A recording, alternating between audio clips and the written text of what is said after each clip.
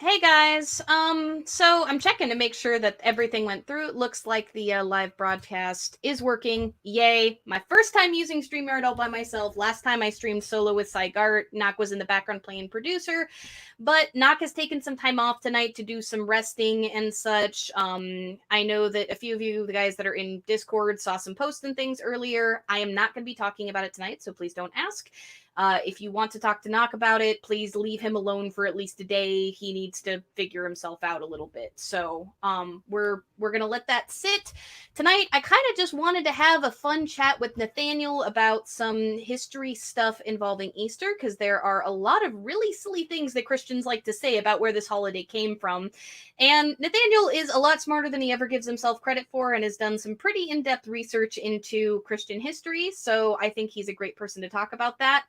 And once we get through just the couple of questions that I have for him, we're all apostates that are not celebrating a national holiday, so let's not celebrate together. We'll open it up to have a couple of people from the audience come in and chat with us and ask some questions. So, yeah, welcome, Nathaniel, from Divine Disbelief. It seems like you were just here yesterday. Like, I don't know. Yeah, certainly was. Different type of video this evening, though. First off, thanks for inviting me on here. That it means a lot. Obviously, well, you know about this. I had about a 5.5 hour video stream last night, speaking with different people Yeah, on regarding. Periscope. Yeah, oh yeah, it's my as Susan and I are progressing on YouTube. I still have a lot of fun on Periscope, and and so that was it was an interesting conversation last night. I really enjoyed it, and I really enjoy talking about the reason that people celebrate Easter, the reason that people like why they believe it. Right, that's the most important thing to me. It's some of those things like. And I try to make the analogy like this so that because whenever folks talk to me, they automatically put up, especially if they're religious, they automatically put up this defensive thing. Like I'm going Oh to yeah, ask we them saw it questions. multiple. We saw it multiple times last night. Anti-theists I've noticed do something kind of similar as well. Like when you start talking about mythicism and such. Yeah, that's yes, they do. Or just mythicists, and I was like, all right. And they put up this wall because they think I'm going to trap them. And sometimes I'm planning on it, but not always. And sometimes, most of the time, I just want to have an honest conversation with somebody. And so, what I do is I say, okay, let me explain it like this. I personally believe that the 1995 Nebraska football team is the greatest football team of all time. That is akin to saying I believe Jesus rose from the dead, right? That's all that is. Um, Well, like the Cornhuskers are a motherfucking religion in Nebraska. Like I lived there True. for a few years, and like I remember in freaking grocery stores when the Huskers were playing, they would play the live like radio Yeah. bits of the game. Like it was absolutely nuts. It's been what, like 10 years of sold out shows, like 10 years of sold out games, something like that, over 10 years. Since November 3rd, 1962. So Oh, it's been a while. okay. So a lot more years than I thought. I only lived there for 2 years. Give me some slack. I'm Yeah. not actually a Nebraskan. No, yeah. No, yeah, not at all. But the fact that I think that, the fact that I believe that, the fact that that's my opinion to be held, and I showed people last night how they can't choose what they believe. Because I said, okay, cool, choose not to believe it. And no. Yeah, Um, choose not to believe I'm holding this uh, can of soda in my hand right now. yeah, that worked. Um, the other part of it is the more important part is why do I? What reason can I give that I came to this conclusion? What evidence was presented to me? And then it gets into the reasons of why, right? And they're usually prepackaged type reasonings, and we hear them a lot if you're at all if you're all There familiar were a with couple of people that apologetics. started. Yeah, there were a couple of people that went on last night that started asking you about why you thought that something came from nothing, and it's like, but we're supposed to be talking about why you think Easter is a thing. Like, what? What the Yeah. heck? Well, yeah, it's because with those conversations again, it's a difficult question to ask folks who, for most of their life, for most, especially folks in America, for most of their life, have either only been Christian or have only known about Christianity and have only been told about Christianity from a certain perspective, and so they are maybe for the first time really kind of getting in and asking these questions and outside of their perspective. And I do get that sometimes. And or it's the people who think that they have like the basic apologetic understanding and they want to try to start from a whole different way out in left field stuff. And we heard some of the why did they die or why were they prepared to die for their faith? And of course, they provide no evidence for that because there's not any, and those types of like minimal facts arguments stuff. And but the conversation was a lot of fun, and I feel like there were quite a few folks that were like, "Oh, I'd never heard that. I didn't know that."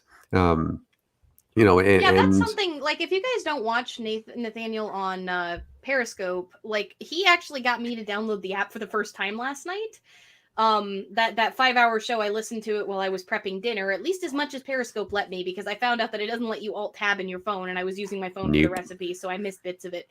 But his Periscope conversations are some of the most reasoned and calm like discussions that I've seen. And people accuse him all the time of attacking people's beliefs, but he really doesn't do what we do here, like at all. He just discusses history calmly and rationally, and people get butthurt about it. It's really interesting. It's a weird dynamic to watch. Yeah, I hear a lot that why are you attacking Christians? I hear that one a lot. I'm like, wait, what? When was the last time I did that? If a historical fact is attacking your faith, you got some problems. Yeah, and Lisa, important note is that I hear that one a lot, and the premise is incorrect of the original apologetic. Why would they die for a lie? The premise is incorrect, but it's incorrect on purpose by the apologist, because it's difficult to find somebody who you could say, I know that I'm lying and I actually died. Justice Smith is a good example, but Joseph Smith is a whole other can. Yeah, if you want to piss off the Mormons. Sure. The proper questioning from them should have been, why would they be willing to die for something that they believe is true?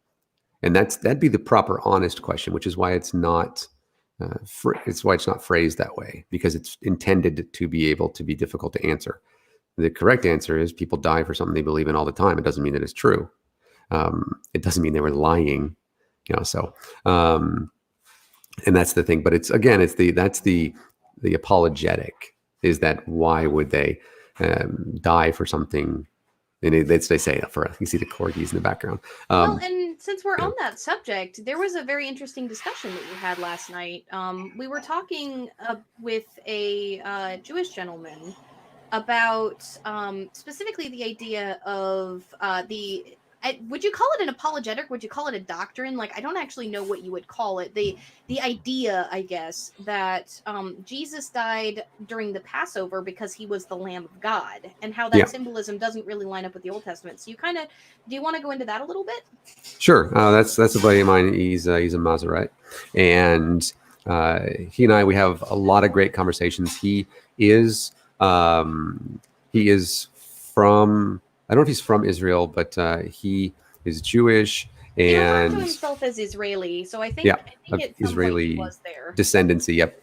He lives in the United States now, and we have a lot of great conversations, he and I, not just on Periscope as well. And we talk about a lot about scholarship, and what he brought up last night was something that he and I have spoken about before regarding the Lamb of God thing. Now, what we hear obviously with this is, the Lamb of God, led to the slaughter in order to be the sacrifice, the atonement for the sins of man, basically, which is an odd phrasing regardless, but I'm not going to get into the phraseology that's built into that and how it's been, kind of morphed into that over the course of the past couple thousand years. And that's what we get. And part of that comes as well from the book of Isaiah. But again, we're going to go all the way back to Exodus. And in Exodus, which is why the Passover matters and why Jesus also believed that during the Passover, this would be about 36 CE. Exodus is the book of the Bible where Passover is established as a thing. Yeah. And this is when Jesus figured that this is why Jesus figured that the Son of Man was going to come to establish the kingdom of God, to help Jesus establish the kingdom of God at this point in the Bible and historically as well.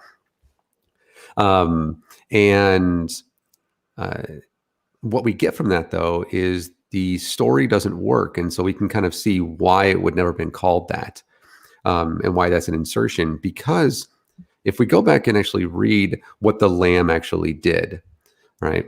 And Lisa makes a good point. The Exodus never happened. Yes, of course, but this is the belief of the Christians, and so it's important for us to be able to understand what they believe. That way, we can actually address We're it. discussing the biblical justification Yeah. that is used and why it doesn't work biblically. We're not necessarily agreeing that it's real. Like, we frequently will have a discussion with Christians or even with each other, like with the grounding of, Christianity, and accept, okay, well, for the purposes of this discussion, this premise is, the way that we're going to discuss it. We'll discuss it as though it is true. It still doesn't work. And that's basically what we're doing here for people who are not familiar with how Nathaniel and I have these sorts of discussions. Yeah.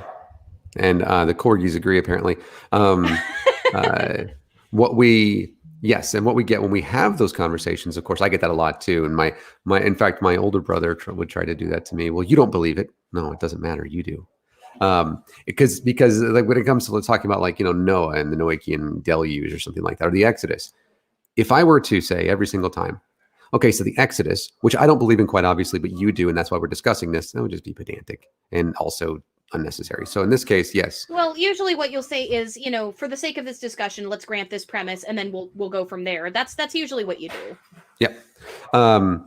So coming back to, for the sake of discussion, granting the premise Sure. of Exodus, the let's look at the Exodus text and see what it says. Yeah, correct. And so you have all of the plagues and whatnot, which we can get into that at a later date. They all symbolize something, by the way.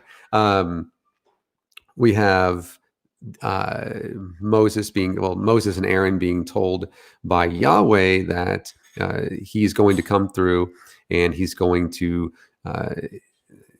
murder. He's going to commit a mass genocide on all the firstborn in Egypt, from the house of Pharaoh down to the poorest of the Egyptians and those who live in Egypt, as well as even down to the cattle. The firstborn of the cattle is mentioned in the Exodus.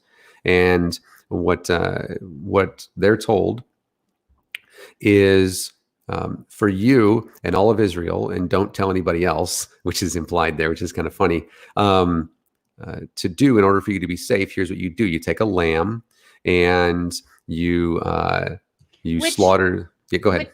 Which Masoret actually, clarified, like the lamb, rams specifically were sacred to the Egyptians. I actually went and looked it up, and it was the god like Nut or Canute that found the animal to be sacred. And so in the particular city where Pharaoh dwelled, it was illegal to slaughter lambs. This is the conflict that Moses was having with Pharaoh I think it's chapter 8, where, Pharaoh goes go have your offerings to your God. And Moses is like, no, the Egyptians are going to murder us if we do, because we can't kill the sheep. It's sacred to your God. And he was like, well, go kill the sheep in secret. And later on in chapter 12, when, Pharaoh hardens his heart through several more plagues, God comes and he's like, kill the lambs, and as a, show of solidarity, rub this crap all over your doorway, and I'll know not to murder me, and I'll know not to murder you.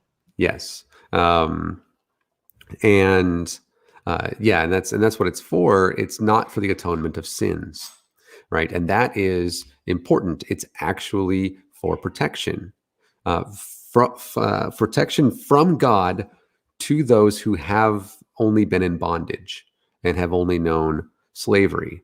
And it's not to atone them, which is what the Lamb of God is portrayed as in the New Testament. And it morphs from in the intertestamentals, especially like in Enoch as well. But so there's an inherent difference there, because the Lamb of God is not to be a sacrifice for the atonement of sins. Now, there are parallels between Moses and Jesus.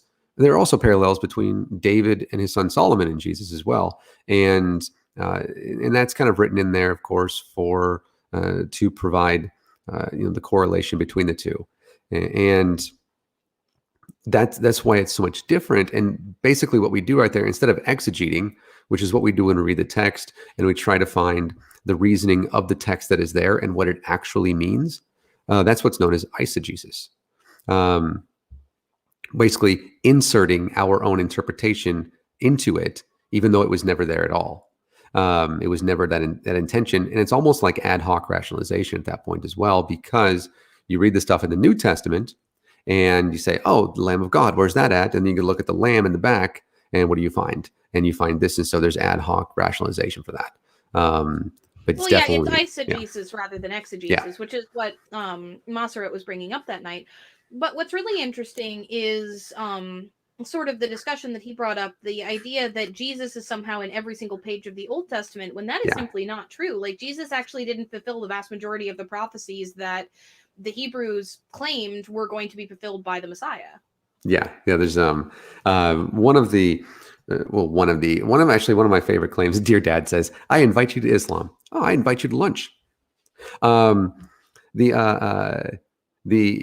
of my favorite prophecies, and we actually discussed this in our upcoming video, Susan and I, and that's going to be out hopefully this week, right? Fingers crossed. Hopefully. You better get me a link ahead of time so I can spam it everywhere. Yeah, for sure. It's going to be a premiere. So is Micah chapter 5, verse 2. And if you read that, it says, you, Bethlehem Ephratah, you city of David, and all that, out of you will come a ruler to lead Israel, yada, yada, yada. And that's used very specifically in the book of Matthew. And then, of course, because Matthew wrote it, it's used in without mention in the book of Luke. And that's the reason, of course, that we have the story of Jesus being born in Bethlehem. And that's the reasoning for that. And they're like, look, that's Jesus, quite obviously Jesus. And then you're like, oh yeah, that certainly looks like Jesus at a micro level. And then you zoom out and you go into this macro level, a high overview, and you read the entire chapter 5 of Micah. And what do you find? This ain't about Jesus at all. This is about a different king that was going to lead them in battle. Whenever Susan and I were reading this, it's like, oh man, this isn't even close to Jesus. Well, I mean, the vast majority of messianic prophecies don't, like, you have to get very metaphorical to apply any of them to Jesus. Yeah. Like, apart from his supposed lineage, which, you know, lots of atheists like to point out, well, that comes from Joseph and not from Mary. But, like, you know, even his lineage would probably be questionable. Questionable? It's stark wrong. It's you mean I remember I did this one with Susan because we're talking about the lineage, right? Partially because of the Lucan census thing, that nonsense. And I said, Susan, where's your, what did I say, great grandma? Was it just 3? Yeah, I think 3. Like, so, dear Dad, if you want to come on to have a discussion later on and can remain civil and follow the rules, we're going to be opening call-ins up later. But we wanted to talk about the historical origins of Easter and what some of the theological explanations are first before we open up for call-ins. So if you can be patient, then you can come in later if you're respectful. Yeah. Lisa, I do disagree with that. I believe there was a place called Nazareth. But it went back 3 generations, right? Basically, who is your daddy and where is he from? And because it would be on the father's side, right? Because women don't matter in the Bible. They're property. She didn't know. Like, I don't know. And you can see, like, you know, working on, your mom's from here, and you don't know.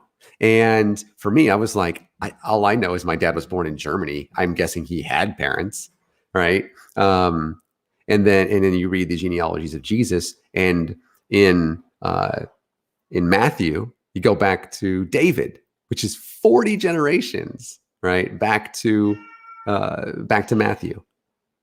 And back to David in the book of Matthew. And in fact, even if you read the Apocrypha from that, which is the infancy gospel of James, it actually tells you how they know that they got back to David.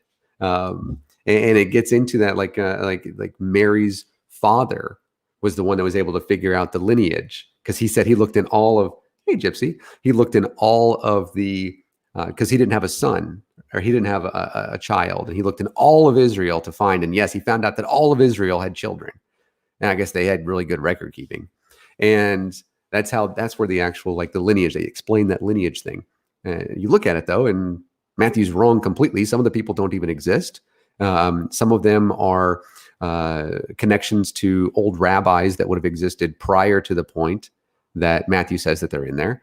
And even more than that, they get them all out of order. And Matthew even says that there's more than there are. He says there's 14. There's only 13 in one area. And he says so there's 14 from David to the exile, and from the exile to this, and he goes all the way back to David. And then you look at Luke, which is in chapter 3, right, of Luke. He's like, this is the genealogy of Jesus. And it goes back to David. And then Luke says, I can one up Matthew on this. And he goes all the way back to Adam. And they get this whole genealogy of Jesus back to Adam, which is funny because if you remember what Jesus is called in what he called himself, even in all 4 Gospels, and was called the Son of God, right? It's kind of funny because we were looking at this the other day, and that's Adam's name too. Adam's father is God. He's the Son of God. It's the exact same translation. So the Son of God was not a unique term at all. Neither, of course, was Messiah. Well, Lisa, I disagree. I believe that we can show that it certainly did exist historically. You like my sources? Sure. How many would you like? I believe I have all of them right now. I can link them in the video. Nathaniel, I can try to get you some nod privileges, or you can just DM them to me really quick and I can put them in the chat for you. Sure, I can do that. And so we even get these things where I did this earlier today. In fact, I was reading Luke chapter 1 earlier today, and I went back to 2 Samuel because I was making the connection, and I was like, oh my gosh, I saw something I hadn't seen before. I was doing, again, more exegesis, trying to make sure that what I have is correct. I don't want to take anything out of context. And I was like, wow, this says the exact same thing.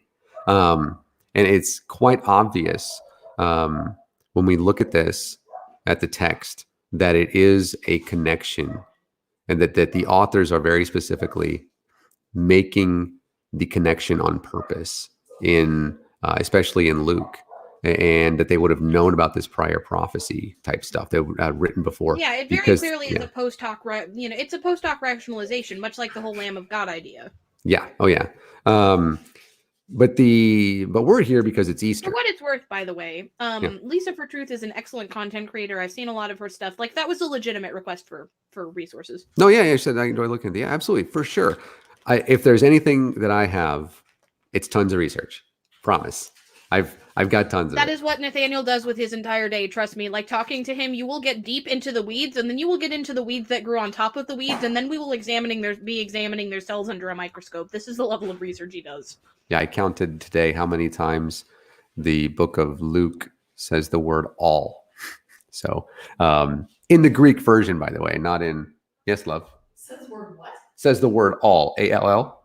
Like it was all of them. Yeah, it's 123, by the way. That's a lot. Yeah, it's a reason for that, and you'll see. And I did that today. That's what I did this afternoon. And then we were getting to we are here because it is Easter. Yeah, it is Easter. And so, as the Christians say, happy Resurrection Day to you out there. If you're a Christian, I hope you've enjoyed your holiday without going to church, preferably in the physical form. I hope you were able to worship freely in a digital format to keep everybody safe. Guys, gathering in your cars on church parking lots is not safe. I'm on my own channel, so I can be grumpy here. Like, I'm getting sick and tired of people being like, well, my air filter is going to save me. Well, all of the reports that I've seen have also talked about, like, materials being slipped through windows and things, and I'm sorry, if that person came into contact with somebody else's hand who has that virus, guess what? You'll end up as sick as me. You don't want that. Stop it. All right, rant over. No, you're good. So what we have is, I rather like going into the full stories, all the full stories of the Passion, right? See a kitty in the background. Was there a cat back there? I had a corgi back there. Is it corgi? I don't see the cat. I must have missed it. I actually like going over the entire Passion narrative because it matters to do that. Because we can't have Easter, right, without Jesus being crucified. And which, again, I'm in the minority, but that's okay. I am an atheist who believes we have historical evidence that Jesus of Nazareth existed, and that he was born in Nazareth, by the way. And and that he was tried under Pontius Pilate, and then he was executed via way of crucifixion. I believe that all of that is historically accurate. It matches with what would have happened at that time. It's got cultural context. It passes the criterion of dissimilarity, and so it works. But, you know, like, there's this immediate defensiveness that comes up around that. That doesn't necessarily mean that you believe that any of the miracles that he performed were real, or that any of the religious things that rose up around him should be validated as truth. Simply that it's possible that a physical man walked around the earth around that time and had those things happen to him. Yeah, absolutely. And then not only that, but rather that that he was. I think that we can show, especially from the book of Mark,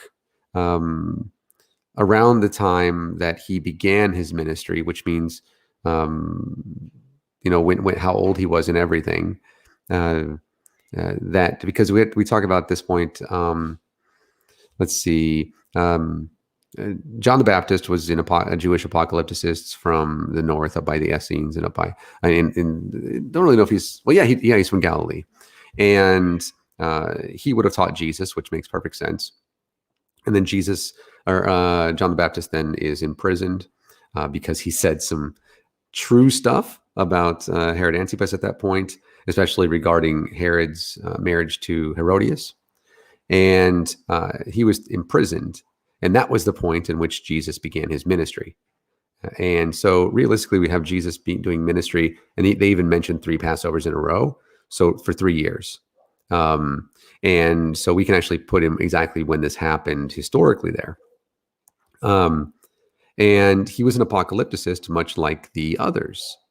The everybody that would have learned from, especially up in the northern side of Palestine, that the Jews they were expecting the Messiah, the Anointed One, to come and to be, as you mentioned. I think you put it really well last night. You said that, you know, the warlord that was going to overthrow the chains of Israel, or of Rome, and really establish the kingdom in the kingdom of God. And of course, one thing that I think that the folks, especially in Christianity, that they learn is the kingdom of God is heaven, right? Jesus never actually spoke about heaven, but we can see from the text. Jesus was quite firm on the idea that the kingdom of God was a physical place. Yes, and I believe that I can actually even show that, because in Luke chapter 1. Verse 48, I think. Let me go ahead and dig around Luke for 30 seconds. I got my Bible out. I'll pull it out. Yeah, you're good. You got Mary. So first you have Zechariah, right? Who is the father of John the Baptist. You have Zechariah saying, and going into the temple, and he sees Gabriel. Gabriel is named in the book of Luke, and that's why we say the angel it's the angel. Pardon me, the angel Gabriel comes in and he says, "Hey, man, you're gonna have a kid." And Zechariah does the old Abraham thing and says, "How? I'm old as shit." And Gabriel doesn't like how he's being, how you doubting things. You get a little jerk, and so he basically like sews his mouth shut, makes it so he can't talk. And he says, with some verses in the Old Testament. Actually, I'm going to do that right now. That's actually what I'm doing literally right now. Because yes. Thank you, Mr. Parker. And he comes out and people are like, "What's going on? You were in there for a long time." They realize he does like sign languages, some crazy things. And they figure out that he's basically a mute. And then he goes home and his wife, Elizabeth. Yeah, Elizabeth. That makes sense. No, is that right? Yeah. Gets pregnant. And then she's like, "All right, I'm pregnant," or whatever. And then it goes to the next part, which is in Mary. And what it says is that Gabriel... Elizabeth is the mother of John the Baptist, for those who are confused as to who she is. Like, that's what that entire section of Luke is. Yeah. And then Gabriel appears to Mary. And by the way, this matters regarding the Passion narrative and how we can tell what Jesus actually believed. Then Gabriel appears to Mary and says pretty much the same thing. and that Zechariah said, except for Zechariah was like, I'm old as shit. There's no way I can do this. Have you seen me try?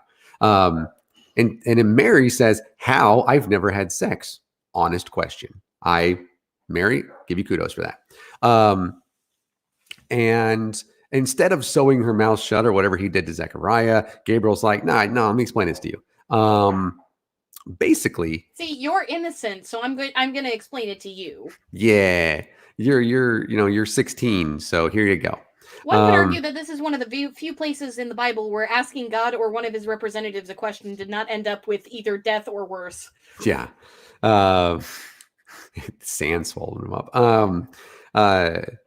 He says, you found favor in God or whatever. I mean, and Job asked the question and his entire family got fucked. So like, yeah.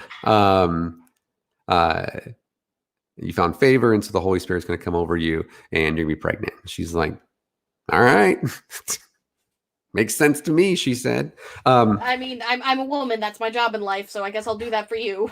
But what she actually says, or the way that it goes, by the way, oh, you crazy thing. Okay, so it is Mary. That's very exciting. It was 48's part of it, or not quite, but it comes down. There you are. What it says, what Gabriel actually says, from 29 to 33, he says it says Mary was greatly troubled and wondered what kind of greeting this might be. That's fair. The angel says, do not be afraid, Mary. You have found favor with God. You will conceive and give birth to a son, and you are to call him Jesus. Notice not Emmanuel, but rather Jesus. He will be great and will be called the Son of the Most High. The Lord God will give him the throne of his father David, and he will reign over Jacob's descendants forever. His kingdom will never end. The way that is presented in evangelical churches especially is that Jesus's kingdom, which is heaven, is never going to end. It's going to be there forever and ever. Amen. Right? What you get, though, is 2 Samuel chapter 7. This is important because you have God's promise to David. And we get down into 2 Samuel chapter 7, verses 11 to 13. So Jonathan and Nathan are listening to God, and he's telling them, I will give you rest from all of your enemies. What you got there? Oh, nice. Thanks. Macaroni. And I will give you rest from all of your enemies. The Lord declares that the Lord himself will establish a house for you when your days are over and you rest with your ancestors. I will raise up your offspring. This is going to David. So this is about Solomon, to succeed you, your own flesh and blood, and I will establish his kingdom. He is the one who will build a house for my name, and I will establish the throne of his kingdom forever. I will be his father, and he will be my son. When he does wrong, I will punish him with a rod wielded by man, with floggings inflicted by human hands. But my love will never be taken from him, as I took it away from Saul. Your house and your kingdom, David, will endure forever before me. Your throne will be established forever. And that's an obvious parallel. They're the same thing. And what we can see, though, is we don't take what God said about David and Solomon as meaning that it is a kingdom in heaven. We take it as they're going to be the kings of Israel over the Jews, and of course the Son of God, the Messiah. And that's the historical context of what's being said in Hebrew there too. Like this isn't some sort of we're sitting here and we're reading a translation and we're saying this is what the interpretation of the translation means. If you go back and you look at it in the original Hebrew, it's quite literal. It quite literally means ruling over the kingdom of Israel itself, and that Israel is the kingdom of God. Yeah. Oh yeah. And absolutely it does. And this is now, mind you, it's not quite right, because if you follow the lineage in the history of Israel, they were taken over more than a few times. There's even in the book of Matthew, it even talks about it when you have from the exile to this certain person. So but it follows the lineage, and this is part of the reason why they had to establish Joseph. and why they had to put Joseph in Bethlehem because it's the city of David, right? All of these things are all interconnected in order to create a story. But this is also why Jesus would have been called the Son of God. He's not the only one. As you could see, Saul, David, and Solomon were named the Son of God. And they were also considered the Messiah, which meant only anointed one. That's all it means throughout the entire Old Testament. And anybody that has read any kind of Jewish literature, any kind of Hebraic text, any kind of Semitic text. Which one would argue, if you don't get, like, as a Christian, even if you don't go through and you read those things and get an understanding of where a lot of these stories come from, I mean, that's almost a form of, I can't really say cultural appropriation, but something similar to that, right? Like, you can't really fully understand what you're reading unless you understand aspects of Jewish culture and historicity. Yes, it's not one of those things difficult. where you can stare at the words on the page and understand exactly what they mean just from looking at the words on the page. Some things are like that, but not all of them. Yeah, absolutely. And this is one of those where it's important to know what it says and then what it means. The exegesis is important there. And this is what Jesus would have believed, that he, in his, let's call it late 30s,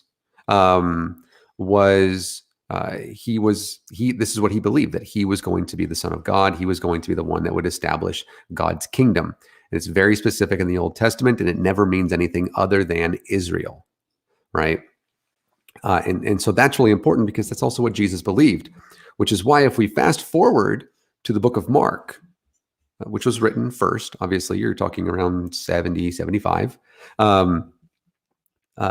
we have this story of Jesus who is simply a man, nothing else, just a man. And we know that because of the way that he does things. Every single healing that he doesn't do through his own power, right? It comes from God. The Father, which is really important because just being the Son of God, my background is really messing up, isn't it? Just being the Son of God didn't mean that you were God, which is the nonsense Trinitarian view that will come later. But your camera's having a seizure. Yeah, I know. It's because of the background. It's like it's too light or something. Well, and you had a corgi running back and forth on the deck back there. Yeah. Yeah, Lisa, correct. Yeah. Oh man, the book of. So I just want to clarify, by the way, I don't believe Nathaniel and I actually made a rape joke there, Richard Batson. I made a joke about fertility cult and about like the place of women according to the Bible. So I really wasn't trying to make light on rape there. Who did? He says, and Mary said, what about that? Let it be done as you have said, so everyone can drop the rape joke. I would pop it up there, but I didn't see it actually show up in the comments. It's this one. There's a little bit of a delay going on with StreamYard, but I don't believe either of us made a rape joke there. I made a joke about like the place of women according to the Bible and according to modern day Christianity. The whole, well, women are baby factories, so I guess I'll do what you're telling me to. But like that was not supposed to be a rape joke. My apologies if it was interpreted as one. Yeah, I certainly wasn't attempted to make a joke. It's true. Mary said what God wills, basically, right? And so apologies for that, if that was the case. Yeah, again, like that was definitely not meant to be a rape joke at all. It was meant to be a joke, like a play on the way that women are treated by Christianity. Yeah. And many other Stanley and many other religions, especially those that are around Babylonian and around that time frame, and then even up into some more modern stuff as well. But especially Abrahamic texts, yes, there certainly is a big gap in between the value of men and the value of women, which call it value of, they wouldn't have called it that, but so Jesus thought of all that, and all of his power came from God, and through God worked through him. God the Father did, and he was a man, and we can kind of tell that when we get to the end of the book of Mark, around chapters 14 and chapters 15, where they go into Gethsemane and all that stuff, and they're at the they have one of my favorite things is when Jesus actually tells them how it's going to go at the Last Supper, is in the book, especially in the book of John, and you have. Do you want to? I know that we're kind of in the New Testament again, but there were a couple of questions in the chat. Before we get too deep into the New Testament, do we want to go back and take a look at some of the messianic prophecies outside of just the one from 2 Samuel that you quoted earlier, to kind of give an idea of where like these stories have been made to look like they fit, but only superficially? Sure. Absolutely. I feel like you may know that background, but not a lot of people do. And especially if you're an atheist or a polytheist arguing with a Christian about these sorts of things, it's very useful to understand where in the Bible you can pull from, because, well, they want to argue from the Bible. Sure. Yeah. I Starting didn't with. mean to derail you. I just it was a question we got in the chat, so I figured it'd be useful to go over. Sure. Micah chapter 5 is a good example. If we, I'll dig there and I'll read it in the most easy to understand. NIV, I noticed, is one of the better, like, easy to understand translations. They did that one, New Living Translation Amplified. It's even has like I like the subtitles that are always on these things. And it says, "A promised ruler from Bethlehem." And this is what it says. It says, "Marshal your troops now, city of troops, for a siege is laid against us. They will strike Israel's ruler on the cheek with a rod." And then here's verse 2. "But you, Bethlehem Ephratah, though you are small among the clans of Judah, out of you will come for me one who will be ruler over Israel, whose origins are from of old, from ancient times." So that's the verse that is used in the book of Matthew, and which is because the writer of Luke was able to read and copy from the book of Matthew. This is also what it's not inserted, but it is implied, because he realized at that point that he had to have Jesus born in Bethlehem, even though he wasn't. So it's really used where you in get the manger story from. Yes, the two. Well, yeah, you're right. There's only one manger story, and Isaiah has 53 as well as 49 and some other ones, but 53 is usually the one that's quoted. And what we get from that, though, is that Jesus has to be born in Bethlehem. He's going to be the ruler over Israel, whose origins are from old, from ancient times. This is also one of the reasons that Jesus saw the being the King of Kings type thing as a Jewish only thing. That's a very, very specific viewpoint. Because you'd be the head of all of the clans of Israel, as opposed to the king of every single king on earth. Yes, all 12 of them. And you say, okay, that's the one. But then if we get in, we follow it a little bit, and it says in verse 3, "Therefore Israel will be abandoned until the time when she who is in labor bears a son, and the rest of his brothers return to join the Israelites." Okay, so this is obviously not Jesus. And in verse 4, "He will stand and shepherd his flock in the strength of the Lord, in the majesty of the name of the Lord his God, and they will live securely, for then his greatness, which will reach the ends of the earth." In this translation, but I don't care. And this is what he says: "And he will be our peace when the Assyrians invade our land and march through our fortresses. We will raise against them 7 shepherds, 8 commanders, who will rule the land of Assyria." The dogs enjoy that. "With the sword, the land of Nimrod with drawn sword. He will deliver us from the Assyrians when they invade our land and march across our borders." And this is quite obviously not Jesus. It is in that day, declares the Lord, "I will destroy your horses from among you and demolish your chariots." And it goes on and on and on. And it's very much not Jesus. It's unfortunate that it's taken out of context, but it is. The even more unfortunate part of that is you ask people what it is, and they have no idea. They have no idea that it is. Well, and not only that, but the context of, the Messiah being the king over the Jews also explains when, like Jesus himself says, I believe it was to the Samaritan, "I'm not here for you. I'm here for my own people. Like, I'm here for the Hebrews." Yeah, Like, and then you know, yeah, everybody, there's a lot of people that bring that up, and then they're like, oh no, Paul had a spiritual vision and that supersedes the physical Jesus. Like, he must have been confused or something. I don't know. But, like, even the actual historical precedent, supposedly the prophecies that he was supposed to be fulfilling, it's quite obvious that even those were understood at the time to apply to Israel and nowhere else. yeah, correct. And that is part of the reason why there was a great schism between Cephas, Simon Peter, and Saul, because Cephas saw that as only for the Jews, and then Saul was like, "I know, and I've been given the one to go and talk to the Gentiles." And there was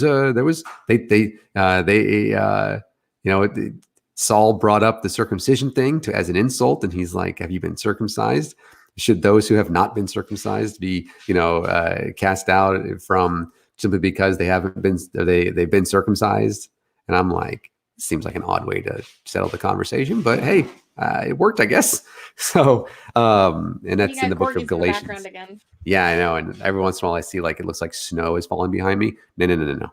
Those are petals, and they are. There's everything is like in full bloom in the Pacific Northwest right now. It's gorgeous outside. Yeah. So if you guys have any questions in the chat, by the way, if you want him to go any more in depth with anything he's explaining or slow down or something, I am watching the chat, so I will pop stuff up and I will make sure that he sees it. So feel free to ask questions. Like, Nathaniel's here for you. He's here to educate you. We made sure that this happened so that we could learn all about the history of Easter and the stories around, the messianic prophecies, because when you might ask why it's important for atheists and polytheists and for our audience in general to know this stuff. When you're getting into arguments with Christians, if nothing else, understanding the historical context for these things is incredibly valuable. Yes. Tartan Snowflake says, "May I have a corgi, please?" You can come and visit them. Absolutely. Yeah, there's no correlation between those.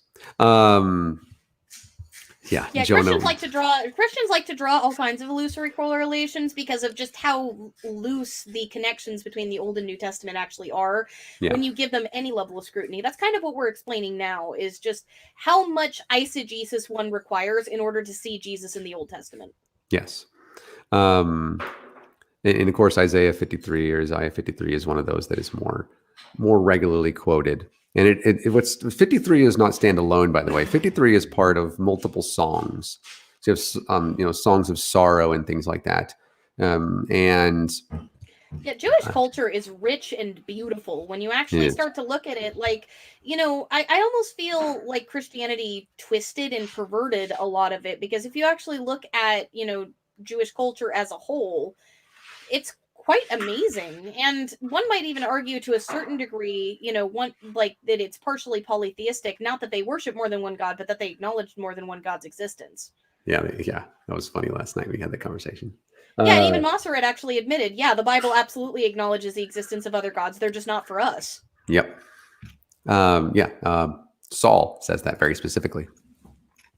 But Isaiah 53 is mentioned a lot. And for the reason for that has to do with some of these verses. Let's see. Okay.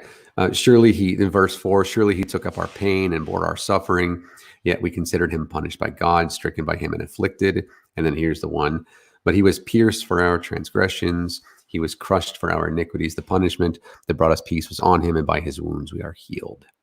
That is the Isaiah 53 verse 5. That is one of the most quoted, because it's like, look, Jesus got stabbed in the side, and like that, he had nails put in his hand. Obviously, that's Jesus, right? In one verse, I could see the correlation, but again, we're looking at a micro, right, of one verse, and this is the definition of cherry picking, because again, Isaiah 53 doesn't stand alone. It's like 3 or 4 chapters long is this song. Well, and this is something that you find over and over and over again when you're having these discussions, is you cherry pick one verse and it looks like you're talking about it, but when you zoom out even a little bit, it's quite obvious you're not. Yes. And when we read down, or actually if you read the first few verses, right, who has believed our message, and to whom, I appreciate, by the way, that that's proper syntax, to whom has the arm of the Lord been revealed. He grew up before him like a tender shoot and like a root out of dry ground. He had no beauty or majesty to attract us to him, nothing in his appearance that we should desire him. He was despised and rejected by mankind, a man of suffering and familiar with pain. Like no one from whom people hid their face, or I'm sorry, like one from whom people hid their faces, he was despised, and we held him in low esteem. That doesn't sound like Jesus in any way. This is, by the way, speaking very specifically about Israel. He and him in this context is speaking about a nation of Israel. In almost every single instance in the you get into the Torah, where you find those instances where it's speaking about a he or a him without actually speaking about a person in particular, it's speaking about Israel. Ted Flanders, we can talk about that later. There's some fun examples of the Bible outright acknowledging the existence of other gods. But I'm going to let Nathaniel finish because I'm very good at ADHDing his points away, and I'm not going to do that to him tonight. I promised myself I would be good. I'm the solo host. I do not have Knock to tell me to stop. I'm going to try my best not to be a butt. And by the way, Ted,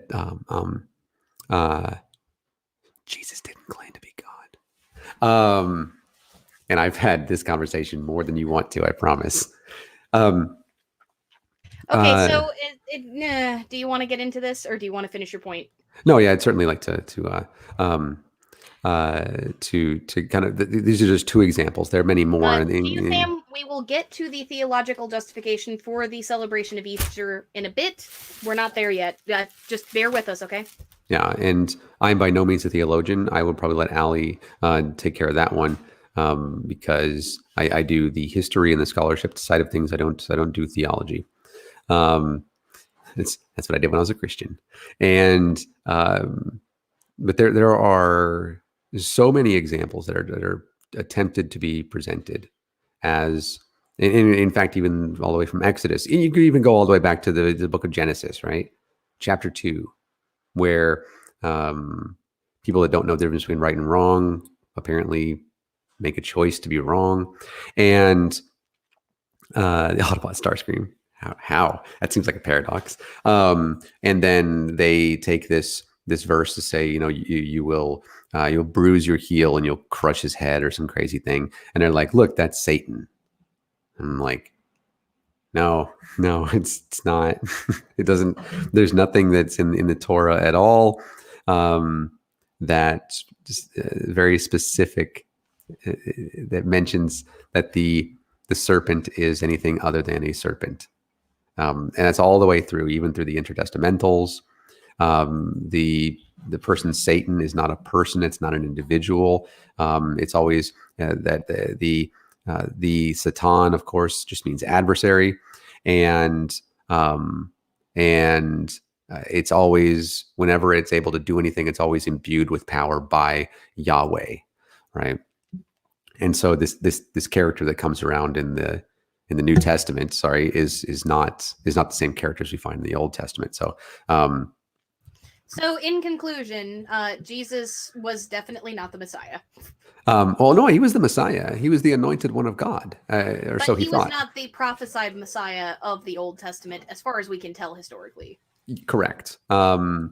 What I would expect from that would have been somebody, I think it's in the 2nd century, also saying the exact same things, and also was killed as well. In fact, there was even a person named Jesus. It's Joshua, right? It's not an uncommon name. And so other ones that would come forward and say that they were also anointed by God. So, so Jesus. And by the way, if anybody would like this, I've written a lot of things about the so-called prophecies in the Old Testament, and so have many other people who have done a lot more research than me. They actually write books or whatever. If you send me links to any of that, I will put them in the description and in the chat. Like, I am actively currently logged in, so I can do that. Sure. And we get this thing that Jesus is going to overthrow Rome, and that's why they're following him. And we actually know this, and one of the reasons that we know that Jesus wasn't God, besides the fact that he never actually claimed to be God, was if we read the book of John, and we go to 21, I think, at the Last Supper, Jesus says very specifically that they're going to set up the kingdom, and each of you will rule over the 12 tribes of Israel. And how would that have been possible if if the son of a carpenter ruling over all of the tribes of Israel? Well, even more than that, wouldn't he, if he was God, wouldn't he have known that Judas was going to not work out? Like he was going to get fired? Yeah, those promises don't work so well in hindsight.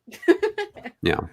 Well, I mean, here, let's play devil's advocate, though. Gentleman last night, gentleman number A last night goes, well, he did replace Judas, though. So, like, maybe that promise was facetious. Maybe he just didn't want him to know he knew. No. Well, Jesus didn't do anything. And that, of course, only comes in the book of Acts. That they say, well, and yeah, I'm sorry for covering up your face. But... Yeah, Tartan Snowflake is absolutely correct with that. The book of Acts, the amazing work of fiction that it is, says that they replaced that person, right? But Jesus was very specific when he was at the Last Supper, and he said they each of the 12 of them, and those are the only ones that were there. So, and that they would each be a head over one of the tribes, which again doesn't really fit with the one person ruling over everything. Like he was just appointing people. Well, they would be each of the 12 tribes, the Benjaminites and things like that, and then he would be the King of Kings. He would rule over them. They'd each be like ethnarchs, basically, and then he would be like Caesar, basically, and that was the way that was going to go. And one of the ways we can also tell that, besides the fact that Jesus did not expect to die, and we see that in the book of Mark, he's freaking like crying, is that whenever Jesus is going to be arrested in the book of Mark, and well, actually in all four of them, but specifically in the book of Mark is when I mentioned that, Judas comes up and he like gives him a kiss on the cheek or whatever, and that's how they know that is Jesus. Dude, you brought Jews with you. They're going to know who he is. Also, that wouldn't have happened. The Jews didn't have any power to arrest anybody. They come up, and then what happens at that point, and it's in all four Gospels, is that one of the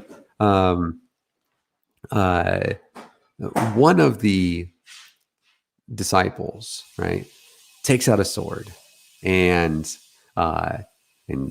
swings at this, and one of them is a Roman person. One of them is just the person that came to arrest me. He swung and he cuts his ear off, right? That's what we get. And Jesus turns around and he's like, what the fuck you doing? And in some of them, of course, he puts the ear back on or whatever, and he's like, from anything that I've ever done, would it make it, would it, whoa, I'm large on the screen now. Would it, was anything that I've ever said make it seem like I'm coming here to start a war? Right. And that is at the point, by the way, that the disciples all run away. Right. And the reason for that is because they expected that this was the point. This is it right here. Jesus just said, I'm not going to partake. Sorry about that. I bumped the cord on my mic and it's notoriously loose fitting in Yetis. And so like it decided that it was going to disconnect me from StreamYard. Oh, okay. So it was like, you don't have a device anymore, so you can't be in. And I'm like, I have no idea why it would do that. It is impossible for them to be quiet. I swear to God. Yeah, just so you guys know, in case you haven't been in a stream with Natheniel before, Nathaniel's roommates are notoriously loud and like to mimic images of like butchers and such in movies where they just raise their knife as high as they possibly can and make the loudest noise they possibly can make. So apologies for the background noise, everybody. Like, there's nothing we can really do about it, but he's doing his best to focus anyway. Yeah, we're gonna still try to give you guys a good show. Yeah, we'd like the next week or so, actually. And what we get is that Mr. Parker, he did answer your question earlier about Jonah and Jesus being dead for 3 days. That's an eisegetic correlation that Christians put out. They have absolutely nothing to do with each other. yeah, no, not at all. And what we get there is because we know this. Yes, that was funny. Because in the at the like basically the Passover supper or whatever. This is actually depends on if that kind of depends if you want to call it that. I mean, it depends if you're. Was I too loud there for a second? I didn't think so. Oh, at half the volume. All right, let's see if I can get I'll turn the gain up on my mic, guys, if you can't hear me. Normally, everybody's saying I'm too loud, so Yeah. There, is that better? You sound the same to me, but I'm guessing that's the how it goes out into the. Okay, can you guys hear me a little better now? Like, is that better? You're definitely louder now. Okay. But this is in all of besides the fact that he says that the 12 of you, and this is the Gospel of John, the 12 of you are going to reside, as the kings, and I'm going to be like the King of Kings with the kingdom of God and all that stuff as the Son of God. He then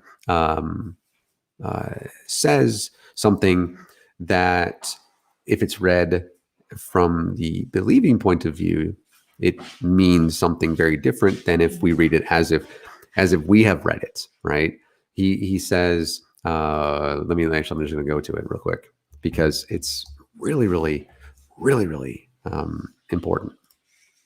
Because we've read the stuff that was in Luke chapter 1, and we've gone back and have read the things that are in 2 Samuel chapter 7. We come down to the Last Supper, and let's see here. There it is right here. In verses 23 to 25, he says, then he took a cup, and when he had given thanks, he gave it to them, and they drank from it. He said, this is my blood of the covenant, so not actual blood, which is poured out for many. He said, truly I tell you, I will not drink again from the fruit of the vine, which is wine, by the way, until that day when I drink it new in the kingdom of God. And if that is, the Trinity, the Trinity is 100% extra biblical. Like, the Trinity has a lot to do with the Christians wanting to be monotheists and having to reckon having a demigod in their midst, with the Greeks who are like, well, you guys just have a demigod. You're not actually like monotheists. That's not how that works. You don't get to say there's a son to God and like be monotheists. And they were like, no. He is the Son, but also God. One being in three persons. And it's like, Ocean made a much better video than we could ever try to explain as to why that's absolutely hogwash. Yeah, there's really nobody in the Bible considered Jesus to actually be God. And that's really important. The only reason that the Gospel of John made any changes to that is because this was after the apostolic thing was still going on, but after the apocalypticists, Jesus, John the Baptist, Saul of Tarsus had died, and so they realized, this isn't happening while they're still alive. We have to get things together. We have to put a foundation in place. And then you see this transformation from the book of Mark and then Matthew and Luke, and you see this huge transformation of Jesus and Satan into the book of John. John and Revelations kind of defined a lot of what modern day Christianity is shaped up to be. They're both the most fantastical elements of the Bible and the most familiar, I would say, to most modern day evangelicals. Yeah. Oh yeah. But what that means though, is that Jesus expected, because again, this is the 3 years thing. This is 3 years. Yahweh's a fan of a few different numbers. One of them is 3, right? In fact, if you want to know how many books are in the New Testament of the Bible, just take 3 cubed. Okay, so we've got a let's trash on one of our least favorite apologists coming from Mr. Parker. 3 persons of God can be found in rituals surrounding the Ark of the Covenant. No, it can't. Not at all. Nope. It doesn't. You can't even read it that way and read it honestly. These are continuing this quote apparently. Context of the Gospels, but they weren't written in the context of the Gospels. We're back to eisegesis. We're back to looking for things in the past rather than, looking at the future in the context of said past. the menorah. Why don't you? Okay, go. You just go ahead and tell the Jews that. You go ahead and let the Jews know what the menorah means. I'm certain that they won't have they won't disagree. Meg themes, no, we don't. Mostly because this is a channel where we talk about religion. Like, that's literally what we do here. Yeah, this is the history of Christianity, especially early Christianity, and the foundations of Christianity are my favorite things to study and to talk about. So, and so, oh, you can't see me, Rex. Sorry, I don't know who you are. What we get there whenever Jesus says this, this is the third year. He is expecting that at this point, that this will be the beginning, that the Son of Man is going to assist with him. Is going to assist him with overthrowing Rome, beginning at the Passover. Remember, so Mank themes, if you're just coming into the chat, we're talking about historically why it's eisegetical to assume that Jesus fulfilled any of the prophecies of the Bible, and also where some of the justifications for the Easter holiday might have come from, and why they've been kind of fit into this narrative of the Passover, even though the Passover had absolutely nothing to do with sacrificial blood for any sort of atonement. So that's actually what we're talking about. It's a bit different, I think, than a lot of the discourse surrounding Easter around this time. This is kind of a critical look historically at what these things meant. Yeah. Excuse me. Sorry, guys, I'm still getting over my cough. Like, I've been trying to mute myself through most of it, but can't always catch it. Starscream, good point. But yeah, that's you're talking for the three-person Godhead. Saul certainly didn't think that. Neither did Peter. They didn't believe that. I mean, Saul thought that Jesus was an angel, but he believed that actually, and that's why there was a great schism. You're talking about the Arian controversy that would have happened in the 4th century, and really culminating in 325, where they basically labeled Arius a heretic after the Nicene Council. It's no problem. I've got absolutely no problem like coming in and explaining kind of what a discussion is for somebody who just came in. We've been talking for over an hour, so kind of trying to get into the weeds of what he's explaining when you haven't heard the last hour of what he's explaining is a little bit difficult. I figured it was just worth to pop in and let you know. I'm hosting solo at the moment because Knock's taking a break for the night, so it's kind of, I'm trying to make sure everybody's on the same page. Sure. What'd you send me, Susan? And we got Richard doing some shilling of his own. By the way, guys, if you didn't catch that, Nathaniel and Susan actually got to chill with Richard for a few hours of a very wide-ranging and diverse discussion. I'll put it that way. I won't say it was an ADHD discussion after my own heart, because that might not be as kind, but it was a fantastic discussion. You guys should go check that out and check out his channel overall. Richard's got some really nutty beliefs, and Knock himself will tell you that, but he's extremely respectful and one of the kindest hearted people that I've ever run into in my life. So it's well worth at least checking out some of the stuff that he talks about. I don't, obviously, I don't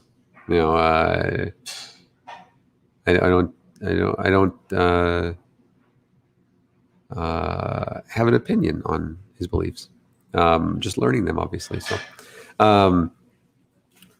Mr. Parker's writing SJ. She wrote a book. Does it qualify as a book? Is this like a Matt Powell type book? Anyways, no, if we could at some point, like, we're getting fairly close to the end of this particular portion of the discussion, I think. Yeah, we are.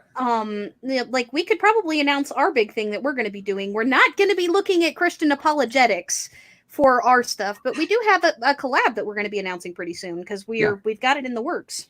Yep. And so Jesus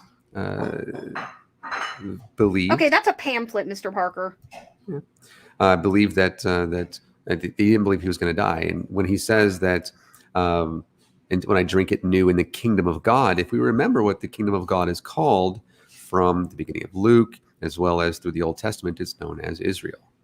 Right. And so he believed that was the point that where they were going to anoint him actually formally as king. And so that's why him going to die was very surprising to him, which is why he also did the whole, what the fuck, God? what? I'm hanging on this fucking tree right here. What is the deal? He was he probably wasn't excited like I was, but like, what is a Jew would have studied the Torah thoroughly and known. He did, yeah. And Jesus definitely knew the Torah. I think what's more important, honestly, is that not Jesus would have studied them as a Torah and studied the Torah to be able to imitate the prophecies, but that the writers of the New Testament who wrote significantly after the end of his life would have studied the Torah and been able to mimic those stories, which is what we talked about earlier with the direct words that were put into the mouth of Gabriel, among other things. Yeah. And by the way, Jesus was a Jew, in case anybody's wondering, and so were his followers. And so was Saul, and all of those who would be would make up the first part of this sect were Jews. They were Jews who were following the Messiah. They were not Christians. They were not a different religion. That's important because the way that that's presented these days is that Christianity began at that point. No, it didn't. They were Jews. Well, and again, to reiterate 50 billion times, Jesus himself said he was there for the Jews. It was Paul that founded Christianity ultimately. Yep. Yeah. And all right, Lisa, thanks. And Jesus was very surprised that he was going to die. And he becomes less surprised in the book of John. Let's call it that. When he walks up and he says, instead of walking in and Jesus and Judas walking up to him, whatever, he sees them and he walks up to them and he basically is like a badass, right? And he's like, "Who the fuck you looking for?" And yeah, it's super Jesus. I've called him that for years. And they're like, "We're looking for Jesus in Nazareth." And what does he say? He says, "I am he." And apparently, like, he's got like Superman breath or something, because when he says that, they fall back down and they're on their knees and shit. And Jesus then is like, I asked you a fucking question. Kind of like faith healing. Yeah, except in this case, apparently it's from God. And he's like, "I asked you a question. Who are you looking for?" And he said, "Jesus of Nazareth" again. And he's like, "Didn't I just fucking tell you who I am?" And that's literally how that goes. This, of course, it's not a dumb laugh. And this, of course, is when you get the anti-Semitic side of things as well, where you get the very, very anti-Semitic portrayal of the dealings with Pontius Pilate. And Autobot, I would disagree with you. I would say the New Testament is as thoroughly Greek as it comes. Yeah, it's definitely dualistic. And then you get Jesus in the book of John. He walks up there and he's instead of not responding or saying, "You say it is so" to Pilate, he's like, "Look, man, I got power to literally rain down hell fucking fire. Have you ever heard of Sodom and Gomorrah? No, there's a reason for that." Type stuff. Right. And then he goes back out and he's like, this dude's just crazy or whatever. There's nothing wrong with him. And the Jews are like, "No, you're going to fucking crucify him." And he goes back in and he's like, "Dude, they really want to kill you." And Jesus is like, "Yeah, I know. That's just the way it goes." And he goes back out and he's like, "I'm going to release him." And then the Jews are like, "If you do, you're releasing somebody claimed to be a king," even though, notice, Jesus never said it, right? That this is how we know that that's what his crime was. And they said anybody that accepts a king and doesn't kill them is no friend of Caesar. And the Jews at this point, the Sanhedrin and the Pharisees and the Jews who welcomed him apparently into Jerusalem just a week ago, were the ones that were responsible for the death of Jesus. And Pilate's like, you take him and kill him, right? And the Jews are like, "We can't. We don't have any authority to do that," which of course is how we know that the bullshit in the beginning of Luke is wrong, but whatever. And they become the villains in the story, right? They become like the Aaron Burr. Can't help myself with the hand. And thus you have the justification for a shitload of anti-Semitism for the rest of time. Yes. Or at least the ones that they think are justification anyway. Like, almost every anti-Semite quotes some level of, well, the Jews killed Jesus! Yeah, and that's the way that it's written in the Gospel of John that way. And then, of course, it's written as well. Think about watch West. Oh, thank you, Tartan Snowflake. And then, of course, you get that into the Gospel of Peter as well. And for Peter's is even worse. And then we have the continuous contradictory stories of what happened at that point. Obviously, the only thing that's really the exact same between all four of the Gospels at that point is that the crime that Jesus had committed was put above him on the cross, and that was, of course, that he is king of the Jews. He claimed to be a king, and forgive them for well, in one of them, yeah, depends which gospel you read. Corgis are going at it out there again, and so coming back to, I guess you were talking about the resurrection narrative. Yeah. Why do you think, Christians still celebrate this to this day? Because we've gotten a lot of questions about that. Well, I mean, it depends on the sect, obviously, but why do you think this became a holiday? Why did it become a holiday? This is kind of fun. Okay, I'll put it. Oh, all right, fine. I'll rephrase the question. So, how many different religions do you have to steal customs from before you can call a religion your own? Well, not only that, but how do you choose the day? Is another good example. Because you have these folks that were known as the Quartodecimans. They actually celebrated Easter on 14 Nisan, which was from the Gospel of John. And basically they would have point, and Polycarp was one of those, as was Irenaeus. And so you're talking in the 1st, 2nd, and 3rd centuries, right? And a lot of the Asian bishops were really. And so you have these folks that said that this makes Jesus, instead of the Passover, it's Jesus, right? Rather than on Sunday, which is the day that he rose, which would have been after 15 Nisan, which is known as the Feast of the Unleavened Bread, right? This is the synoptics, the ones that go together. And so even in the beginning of the church, they couldn't decide when to celebrate the, that's fun to talk about. They couldn't even decide which day to celebrate.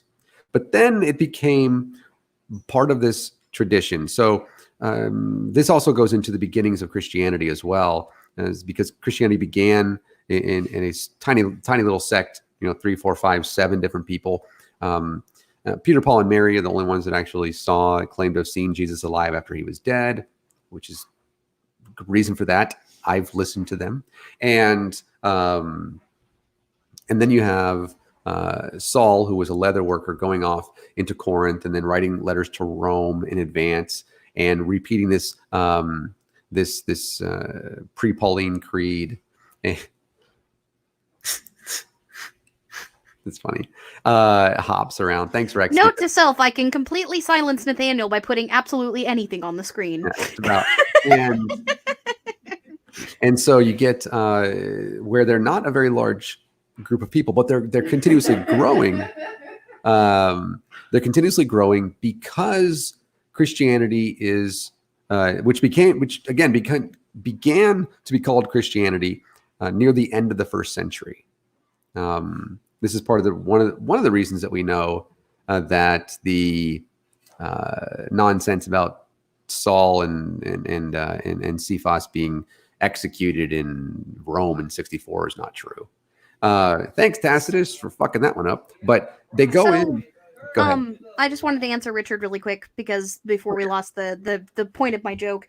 So the steel parts of expression there had a lot to do with the fact that during the colonialist period of Christianity, particularly after it got into the government of Rome, a lot of bits and pieces of various religions. Rome itself kind of was known for something called interpretatio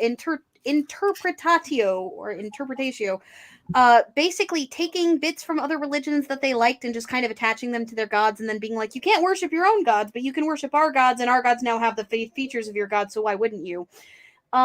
So a lot of ancient customs that we now associate with Christianity today actually came through this sort of Romanization. So that's what I meant by steal parts of. Whether you can call it cultural exchange or appropriation, I'm not sure if you can even apply those things to those days, but it was definitely a form of colonization, and I feel pretty confident asserting that. Yeah, and I think that's fair.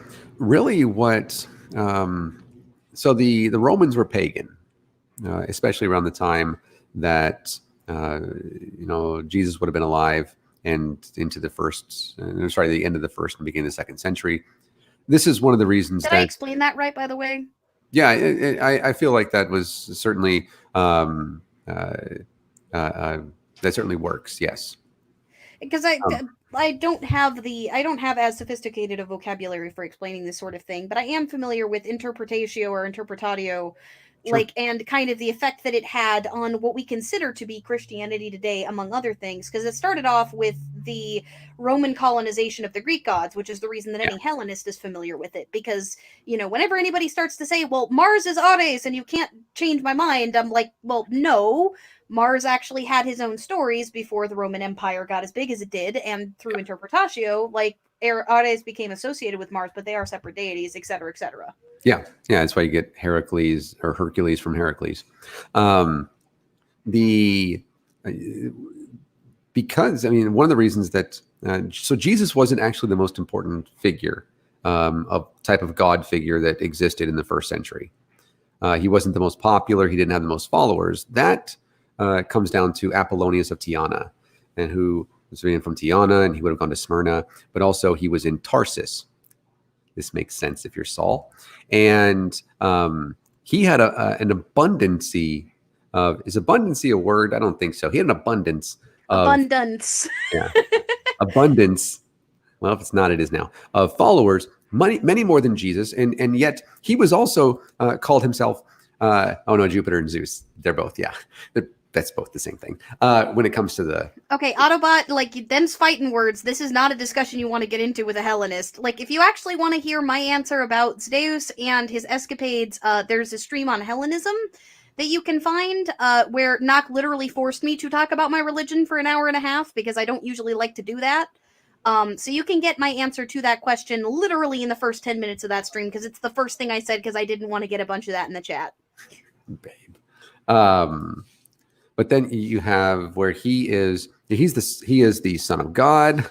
Nope. And to where he actually was persecuted by the church, and then he rose and went to heaven to be with the gods, right? And so he was actually more popular and told much of the same story as Jesus did, and actually being fairly close to a contemporary. So it's unlikely that he or the person Philostratus who wrote about him actually would have heard of Jesus by this point. And so that's actually, but then this shows the abundance of gods, of people, of divinity at that point, where you have, like, we call it a low Christology, to where they would assume their divinity after death when they were deemed worthy of it, which is what the view of Jesus was. And that's the original view of Jesus, by the way, in case anybody's wondering. And Autobot, if you were a bother, I'd tell you to bug off. Like, I'm not a nice person all the time. Like that I just wanted to let you know the answer's there, so I'm not going to answer it on this stream because this is Nathaniel's stream, not mine. well, no, I'm just a guest here, but I appreciate. Well, I mean, the stream belongs to the guests while they're here, though. That's the point. And realistically, what you had is the uniqueness of Christianity, in that it supplied an idea of an afterlife that was not just going to sleep. It had nothing to do with, like, family and feeling as though people were together, but it was unique because not again because they didn't have just one God. They were definitely polytheistic in a certain sense, but they were unique because they gave this idea of something that is immaterial, right? Whereas other pagan afterlife, other pagan type of religions that were presented were not unique in that way. And So that actually, I think that gives us a really good opening to talk about our collab really quick, since we're going to yeah, be talking about the origins of the afterlife pretty soon. So Nathaniel and I were kind of shooting the shit after one of the streams, and there was another person, excuse me while I adjust, there was another person a while back who had wanted to start a sort of secular book club with me, where we basically went through books that a lot of folks had on their bookshelves but had never gotten around to reading, and then went chapter by chapter with those books, so that folks could read along with us and we could kind of explain them. Um, and that person kind of never got back to me after a couple of weeks. Like, we were supposed to read a particular book together. I believe it was Founding Myth. But it didn't happen. And because the person got busy and then Corona happened and all that. So, given that it's been over 3 months since I last heard from that person, Nathaniel and I decided we're going to take up the idea and we're going to be starting a collab series called the Secular Literary Circle. So, the whole idea around that, go ahead, Nathaniel, if you want to explain it. Sure. We have a lot of books, right? One of the things with Between me the is, two of us. yes. But also, I notice like a lot of people that are skeptics or involved in any way in reading these things and wanting to know more. We all have a ton of books. And if you're Mike Winger, I don't think you've read them. I'm kidding, Mike. No, I'm not.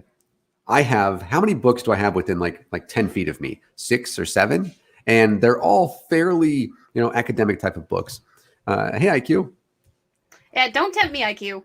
Um, and out of all of my books, right, I think that I've read between 10 and 20% of each of them. I've read them, but I haven't read them yet. And I get information from them, and then I glean things and I go back and forth. What this does is it allows for us to go chapter by chapter, sometimes 2 chapters at a time, every single week, and read these books. We help you get the book. It's kind of like that Yes. amazing website where, you can put in its backloggery, where you can put on all the games that you have, like on your computer. You can put the names of them in and, actually check them off in a sort of achievement system to start to play them. We're going to help you do that with your books. Basically, follow along with us. We'll summarize them. We'll talk about them. For those of you who can't get your hands on them, we're going to have some suggestions for how to do that, especially things like, being able to find them at the library. Like if for example, my library's got it in an ebook form, yours probably does too. Things like that. But we are going to be going through a number of different texts, and we're going to be staying away from the hardline atheist stuff. Like, we both immediately out the gate said we don't want to do God delusion. We don't want to do anything that Hitchens wrote. Like, we're going to be talking, if we talk about Dawkins, we are planning on doing the Ancestor's Tale, because that's a seminal work in biology that I think atheists and polytheists alike will be very interested in. Yeah. But our very first book is actually going to be Heaven and Hell, which was a book that was published this year. So we're going to probably be one of the first people on the platform to talk about it. Yep. We are be discussing that, not just reading it, by the way, and certainly this is something that we're going to be starting here fairly soon, definitely in this month for sure. So if you're interested in that, and you don't know where to get the book from, or if you're because of current circumstance or otherwise unable to procure that book, again, it is very new. You can get in touch with myself and Divine Disbelief on Twitter, and if you would like to join us in doing this every single week, we have books planned in advance until at least the end of the year. When we tried to get a very brief discussion going and ended up with a list of like 14. Yeah, so I just happen to have them. What we are going to do is we're going to put up books off of those lists and let the chat vote. When we start to get toward the end of the book, like the last 2 chapters, we're going to let you guys vote in the comments section and through clicking. Like, we're going to figure out how to do that. And we're going to try to find out what the best book to do next is going to be, what you guys are interested in. But we're going to be talking about a broad range of topics. We're going to be talking about everything from like theological history to biology to like 2 of the books that I had suggested were The 7 Daughters of Eve and In the Blink of an Eye, which are the 7 Daughters of Eve is a book that was done not too like a few years back on mitochondrial Eve and searching for like the mitochondrial source of of our DNA. Mhm. And In the Blink of an Eye is about the Cambrian explosion and a particular theory that it might have had something to do with the development of complex eyesight. So we're going to be covering a pretty dang huge range of topics, but Heaven and Hell is exactly what it sounds like. It's a Mhm. very conversational book Mhm. on the history of the afterlife and where the Christian conceptualization of it came from, period, because it obviously didn't come from the Bible. It's not there. Correct. Yeah, we're even getting into, as you mentioned in the beginning of that conversation, the founding myth by Andrew Seidel at the Freedom from Religion Foundation. And so, we have a large range of things. Kevin Cruz, KRUSE, has written a couple of things about that, talking about Christian nationalism in the United States and otherwise.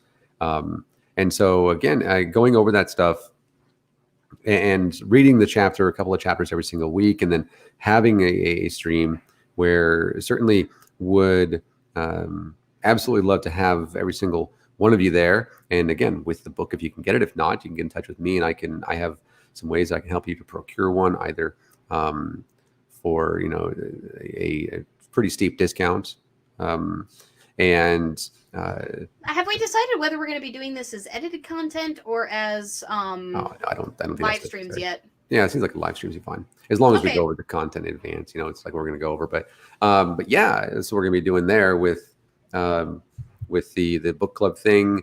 I didn't name it. I said I'm not going to. I'm not the creative side of this. The name of the channel that we have, Divine Disbelief, is my amazing partner, and so was the graphic and everything else that happens with the show. All I do is click buttons. Yeah, And Susan and I talked things over, and that was actually one of the first suggestions that I had when Nathaniel and I talked about it. And he was like, "I'm not going to talk branding," and I'm like, "Well, I'm going to talk at you about branding," and you're like, "Okay, well, go talk to Susan about it later." But okay. Yep. And because originally it was supposed to be the Atheist Book Club with the original person, but the thing is I'm not an atheist, and neither is about half of Knox audience. So we thought that was kind of exclusionary. And Secular Literary Circle sounds a little bit pretentious, which is always fun. But it also kind of gives this idea of inclusivity, and like we're focusing on secular topics and things that folks who are interested in secular topics might be interested in, versus just stuff that's interesting to atheists. So we might even look into philosophy at some point. Like we've been talking about that. We talked about looking into the Apocrypha. Like there's going to be a wide range of things that we could potentially look at. And it's not just going to be like dunking on Christians or exploring evolution or things like that. Like we're looking at almost anything that could be of interest. We had even talked about potentially looking at The Sixth Extinction by Elizabeth Gilbert, kind of about the Anthropocene extinction and climate change and such. Yeah. So like if you guys have ideas for topics, like when we start up this book club, we've got a big freaking long list and we're going to let people vote. But if you guys have suggestions, we're going to take them. So this is about you guys as much as anything else. We want y'all to be able to get your libraries read, and that's kind of the idea of this. Yeah, and it's a more educated society is a more competent society. So, and is also more active. But going back into what we were discussing there, and I appreciated the segue because I have the opportunity to talk about that. What we have with at this point Apollonius of Tyana and these others, they had, again, he was more popular than Jesus in Rome and otherwise. So was John Lennon. Yes, it was John Lennon. And what we get, though, is you start to see where Saul does this, and then Saul convinces one person, and then that person goes home and convinces, at that point would have been his wife, and then his wife convinces their children, and then he goes out and convinces two other people, and two other people, and two other people. And Christianity, in this case, was meant to be spread, right? Other religions didn't have that. Judaism certainly didn't. They just kind of were. This is a lot of the things, like a lot of people are like, why the hell do polytheists not care about converting? Because our religion kind of just is, and you're either a part of it or you're not. If you seek it out, then we will help teach you, but otherwise we're not going to look for you. There's no interest in that. Like religion was an essential part of culture. You were basically born into it back then. Yeah. Apollonius, yes. Yes, the Apollo name definitely does that, yes, but Apollonius of Tyana, Tyana, certainly so many books. Look up his the story of his life by Philostratus. It's phenomenal. And actually, it would be more, the dash would be after the N because it was Apollon. In that sense, yes. There is no hyphen in his name the way that we see it, for sure. And while that was happening, you still had folks that were still pagan. So they were pagan, and they were also these new Christians. And so they still would, and this is a lot of things like with Constantine, right? People think that Constantine came And in. these Christians were preaching a whole lot of not fun stuff, like don't have sex anymore, even if you're married, all kinds of things. Yeah. Oh yeah. And especially because that's what Saul said. This is one of the main reasons we know that Saul didn't expect he expected the return of Jesus within his lifetime, is because he told people don't get married. But if you can't help yourselves, go ahead and do it. Right? He wasn't saying that to be a priest. He was saying that because he was like, the end of the time is coming. Jesus is coming back here in a second. Don't have sex. Like, don't defile yourself. Even in marriage, sex is a sin. And like, there's a lot of early Christian writings in the Apocrypha that make this very explicit. Yeah. Oh yeah. It would be better, you focus on Gospel of Thomas in particular. Yeah, Thomas is fun. It'd be better if you were able to just focus on telling people about this and bringing more Jews into the mix and more Gentiles into the mix. But if you can't help yourself, if your lust burns too bright, get married so that so that you don't defile yourself. And the pagans still wanted to do that. These folks that were part of the Roman kingdom, the empire, and they still wanted to do that, and so they kept them together. And orgies were fairly common, like at least among the gentry. Yeah, Gnostics too. And they would, at that point then, this is the reason again that Easter is when it is. You talk about equinoxes and things like this, and it verifies the spring, so it's new life, but it's also a host of pagan holidays and pagan rituals that also happen right now. So this was easier. What is the most historical gospel canon and non-canon? Babe. Is actually a real. I'm sorry, Susan. I have to embarrass you every so often. Like, this is required. That wasn't embarrassing, Susan. What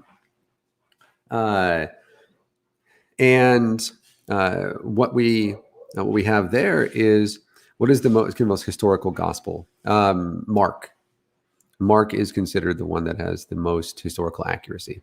It doesn't. And it's also the simplest, the shortest, and the most boring. Well, yeah.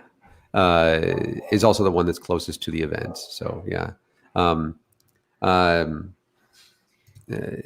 you have folks that they wanted to be welcomed into this church thing, this new Christianity, but they also wanted to continue to worship their own gods and stuff. Constantine was somebody that did this even after he converted to Christianity in 313. And then, so what they said, fine, this is when we're going to work. This is when we're going to celebrate these things. And so they brought this in. The resurrection thing obviously was a later addition into this, but they brought this into other pagan rituals at the same time. And as it would come in, they'd say, sure, you can continue to worship this stuff. That's fine. We're just going to worship the resurrection of Jesus on the same day. And over time, as well as they wouldn't murder. They wouldn't murder all the time necessarily. The people, and then say, we're going to kill you. They wouldn't murder. You repeated that 3 times. It's not all the time. They wouldn't murder. Yeah, one of the misconceptions we get with the early history of Christianity is they say they would go and they would take over these lands, and then they would murder a bunch of people, and they'd say, if you want to survive, convert to Christianity, and that kind of nonsense. They wouldn't do that. That was part of the colonialist era of Christianity. That came later. That's what we did in America. And that's what they did with parts of the Crusades. That's what they did for, that's what they did after, I want to say, was it the 3rd century AD was when they started doing that? Yeah, 398. Or was it second? Yeah, you're talking at that point in 389, 398. You have Theodosius, I think, Theodosius the First, when he put the edict in place that, and this is where you actually get some of the real persecution, but it wasn't of the Christians, mind you. They were never persecuted. It was mostly of the pagans. Yes, this is where they put that in place and said, well, we stole the rituals, and we're just saying that it's about our God now. Like, why can't you just say it's about our God now? And even to that point in 398, and even said with this edict that it is now paganism is now outlawed in the Roman Empire. Christianity is the only religion. This is now a theocracy, and punishable Well, now a by theocracy death. is kind of a stretch. It was a theocracy before. It was just a different kind of theocracy because really worship of the Roman gods was required prior to that. In some ways, yeah. And in fact, if we even go into into Egypt in the second century, you actually get some of that where the early Christians felt as though they were being persecuted because there was there's an uprising in Egypt, much like there was in Judea in the mid 60s up to the early 70s by the Zealots, where they were like, we're kind of sick of this whole taxation nonsense. So we're going to rise up or whatever. And so they put down the uprising, did the Romans, as they are wont to do. And what they ended up doing is saying, we need you to show that you are an ally, that you swear your allegiance to Rome. The way you're able to do that is to sacrifice. You don't have to sacrifice anything necessarily, but just basically say it to us. And then put your name on this, like your seal, basically. I mean, that was a pretty religion that preaches poverty and abstinence and all that. That was kind of a convenient thing for the Roman government at that point. Yeah. Well, this is where don't question the hierarchical structures. Don't do that. That's your God tells you not to. You're going to have a better place when you die. Yeah. Well, and this is also around the time, isn't this also when theologians started picking up a lot of Greek philosophy and kind of integrating into the church? Like it's around that same time that you start looking at Plato kind of coming into the church as sort of an explanation for certain things.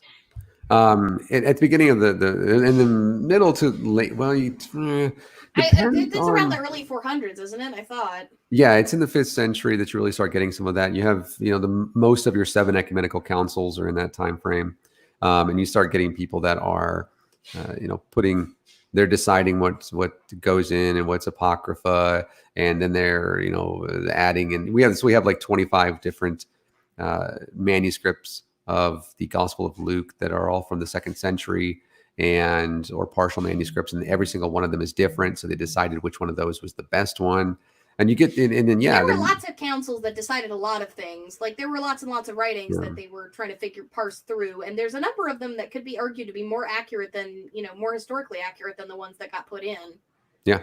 Quite a bit, actually. 1st and 2nd Enoch, absolutely, are phenomenal. The Jubilees are phenomenal. They didn't make it in there. Well, and they also accepted several forged letters from Paul as well. 7, actually, yeah. There are seven letters of Paul, epistles. The epistles of Ephesians and Colossians are forgeries, as well as 2nd Thessalonians. 1st and 2nd Timothy were not written by Paul, and there's 7 altogether that weren't written by him. And the ways to tell that are very easy, but as well as, and of course, 1st and 2nd Peter, 1st, 2nd, and 3rd John. The book of Revelation wasn't written by John, son of Zebedee, anyways. Regardless, it wouldn't have been. These are all forgeries. We realistically have 6 books in the New Testament that we know who they were written by, and that's very interesting. So I guess to conclude this bit, before we start letting people in from the chat to kind of ask you some questions and just have a little bit of discussion for the next, say, half hour or so, because we've got about that much time left. The theological justification that I've often seen from Christians for continuing to celebrate Easter, because we had a lot of people who asked, why do you do that? Yeah.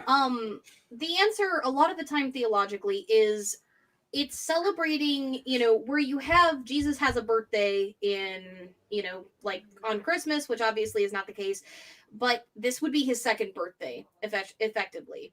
Like the idea of Easter is celebrating the sacrifice that was given, not for the gory story of it, but for the idea of the celebration of a resurrection, of a second birth, of the chance for rebirth for all of mankind, ultimately in heaven or on the second earth, through Revelation. So that's why they celebrate such a horrendously gross idea of somebody getting a crown of thorns shoved into their brow and then having to come back out, a few days later of their tomb covered in their wounds, but not bleeding anymore. Yeah. Important to note as well, a few things here. Joseph of Arimathea wasn't a real person. There's no place known as Arimathea. The Gospel of Mark gets more than a few different geographical locations wrong, not just in the Gospel altogether, but also especially in the Passion narrative. There likely wasn't a tomb. There wouldn't have been for any stretch of the imagination, and we can also say that very specifically because there was no Mass Joseph graves were more Arimathea. common. Yes, and that's most likely what happened. Pontius Pilate wouldn't have listened to a Jew, regardless of Sanhedrin. Otherwise, to take a body, they did not give two fucks about Jewish tradition. They said, "This is our tradition. This motherfucker is an insurrectionist. He's going to hang there, just like the rest of them." Well, and and there's a number of other historical inaccuracies for the way that went down as well. Yes. The idea of them being able to convene, for example, beforehand was quite silly. Yeah, that was against their tradition. We can actually see that from the Sanhedrin, the Doctrine of Sanhedrin, I think, which was written in the 2nd century, which actually says that very specifically, that they could not, there was no overnight council at all, regardless, but very specifically, especially on the Sabbath and on Passover and stuff. They would not have done that. They could not have. It was against Jewish tradition. So, like that entire story, it very obviously was written by a Greek or by somebody who was not as familiar with those things.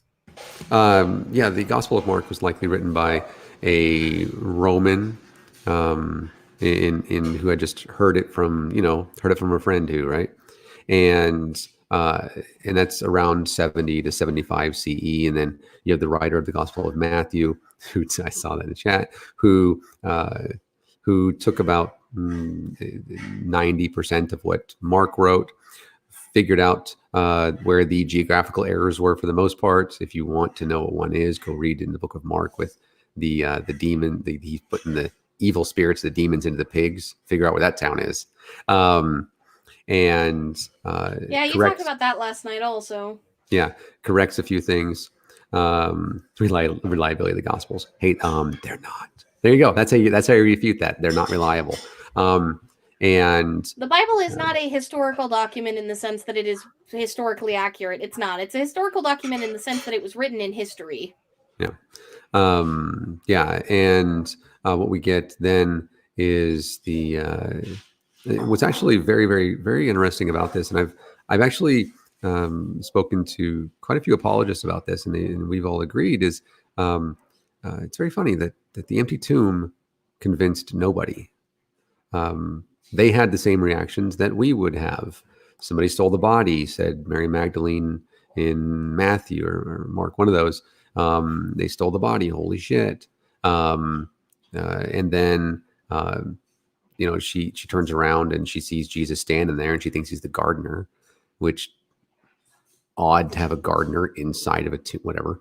And what is the gardener doing in the tomb? Like, what sort of weird fucking plants is this gardener taking care of? Not only that, it's the Sabbath, or it's the day after the Sabbath. Whatever. And she thinks that he's the gardener, and they couldn't read. Like they probably all didn't know the 7 commandments. All right, maybe he was a pagan gardener. You don't know. Don't know. True. That's fair. Living in Judea, and she says, "Where a Roman gardener for all you know. where are they taking the body?" Where are they taking the body? And she doesn't recognize him, and then he says Mary. And then she recognizes who he is and she says Rabboni, which means rabbi. And she's like, holy shit, it's you. But she doesn't, she's like, where's the body at? You get this part in Matthew where there's this, apparently people were there to hear them, go together and say, psst, psst, psst, tell them we stole the body. That's fucking nonsense. Nobody's around for that.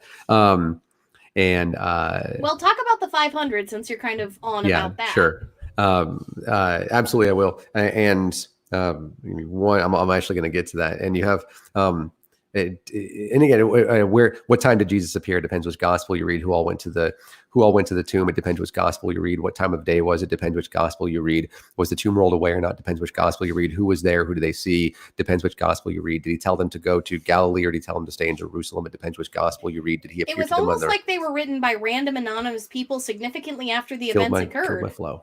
You killed my flow, Ellie. Sorry. God damn it. No, That is my job, damn it. Yeah, I know. Go to road to Emmaus, or was it actually in the upper room? Did he say, "Don't touch my body," or did he tell Thomas to put the weird thing to put your hands in my side? It depends which gospel you read, right? Was he around for 40 days, or did he immediately ascend into heaven? It depends which gospel you read.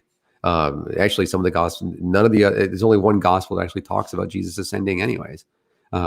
Which is kind of interesting to say the least. I mean, the Gospel of John ends, and I'm going to be with you even to the end of the day, or the end of the age, or whatever. And that's it. And then you go into the Book of Acts. So it just, the whole thing is and besides, it wouldn't have anyways. The only gospel, they all ran away, and then Peter came back and saw the bullshit happen, and so did Mary Magdalene. And that's why Mary Magdalene was going to the tomb. Really weird. And in reality, it was most likely grief hallucinations, bereavement hallucinations, which are incredibly common. But then, yes, you have the pre-Pauline Creed, right? This is, this is in 1 Corinthians chapter 15. And it talks about he died and he rose again according to the scriptures. This is one of the ways that we know that he said that it was given to him. And then he appeared to Cephas, and then he appeared to the 12, and he appeared to Cephas, and then to the 12, and then to James as well, who's brother, not James, the disciple of Jesus. And then he also appeared to me. And that's the last thing he says, that he puts himself on there. There's a couple of reasons that he put himself last. And of course, Saul has this vision of Jesus. This is on Oh, and not only does he have this vision, he is more reliable than the people who actually knew the physical Jesus, because this vision means that he knew Jesus in the spirit, which means that he has the most up-to-date information on Jesus. Yeah, he got the new covenant with Jesus, basically, the new direction from Jesus. And he actually ended up seeing Jesus multiple times. We can read the book of Galatians and see where he went to Sinai by himself, and he went up on the mountain and he saw Jesus. He went out to the desert and saw Jesus. He went sounded like he needed some medication. Up into the third heaven, and he hung out with Jesus and talked to Jesus there as well. So Saul. So did all of this like just so happen to coincide with times that he needed to tell the churches to do new things? Like, it seems like these are some interestingly timed Jesus hallucinations. No, I don't think so. From everything that I can read, and not just me, but many others as well, it just seems as though, much like either folks that have bereavement hallucinations or those who are simply just more prone to, whether it be because there's a possibility from some sort of post-traumatic stress or something like that, that he simply just saw things and he believed that's what they were. A person who, by their own admission, is going around persecuting people, having a change of heart and then having a hallucination based on that is something not necessarily uncommon, to where they start having hallucinations, Yeah, I mean, executioner's job you'd assume if anything's going to give you fucking PTSD, that's going to be it. Yeah. Now, pointing out, of course, that Saul likely never had anybody killed or imprisoned. He wouldn't have been able to. That's not to say he didn't go around and say how fucking wrong they were. And ridicule them and all that. So was he like an angry philosopher, basically? Basically, yeah. He was a Pharisee, far and away. He was the same thing as Jesus, outside of the fact that because Jesus was Pharisaical in everything he did, outside of saying, I'm going to rise from the dead, or actually rising from the dead. He never actually said he was going to. That's interesting that Jesus was a Pharisee, given that he chased the Pharisees around with whips. That's always a funny thing, too. Obviously, the cleansing of the temple never happened, but they agreed. The Pharisees and Jesus agreed on most everything. There was only a couple of things where they didn't agree. They were really important things, but there were only a couple of things they didn't agree on. And then you have Saul writing this letter to the church in Corinth, Greece, and he says, and then 500 people also saw him, and he performed many signs and wonders. If you read the end of the Gospel of John, he did so many signs and wonders that there's not enough room on the earth for us to write every single one of them into a book. I love the prose. I love the hyperbole. It's obviously not true. Um, So, and guys, by the way, we're going to be opening up from, to people coming in for the last half hour pretty soon. If you want in to talk, we have 4 spots open. Please start sending me DMs on Discord while Nathaniel finishes up. yeah, I it's schizophrenia. I don't know that it's that either. I think that it could have just been something where he has PTSD. I There are don't lots of believe. things other than schizophrenia that can cause Yeah, psychosis. yeah, for sure. Or again, just somebody that has hallucinations, and there's. I mean, he's also wandering through the desert and making these incredibly long trips. I mean, like, your brain eventually gets bored of staring at the same things over and over. Hallucinations can happen to perfectly otherwise normal people. Like, you can actually induce your own hallucinations by causing a complete sensory deprivation experience. Like, it's actually very easy to do. Or be dehydrated, or accidentally drink salt water. Or drink lots of salt water, Yeah. or you could be what was it, bear something or other? Yeah. Oh, yep. I'm not gonna. Yep. Nope, not going there. Bear Grylls. Yeah. Not doing that. Thanks, John Oliver. Dick. Hey, John Oliver's fucking great. All right, Yeah, I love his show. He does a lot of fun stuff. Oh yeah. And he says there's 500 people saw all these things, and some of whom are still alive today. And that's where you get the story of the 500, which is really funny because he writes it to the church in Corinth. And the church in Corinth, this would have been, like I said, 20, 25 years after the events and everything. And he wasn't there. He didn't actually see this happen. He's writing down something that somebody else told him with this creed. And he writes it to this church in Corinth. And as I explained to the person last night in the video, where is Corinth? It's in Greece. It's about 2,000 kilometers. Autobot Starscream, if you drink a shitload of salt water, something's going to happen to your brain. I'm just might not die. Gonna, but I'm going to say that for your safety, this channel does not endorse you doing that. Just saying.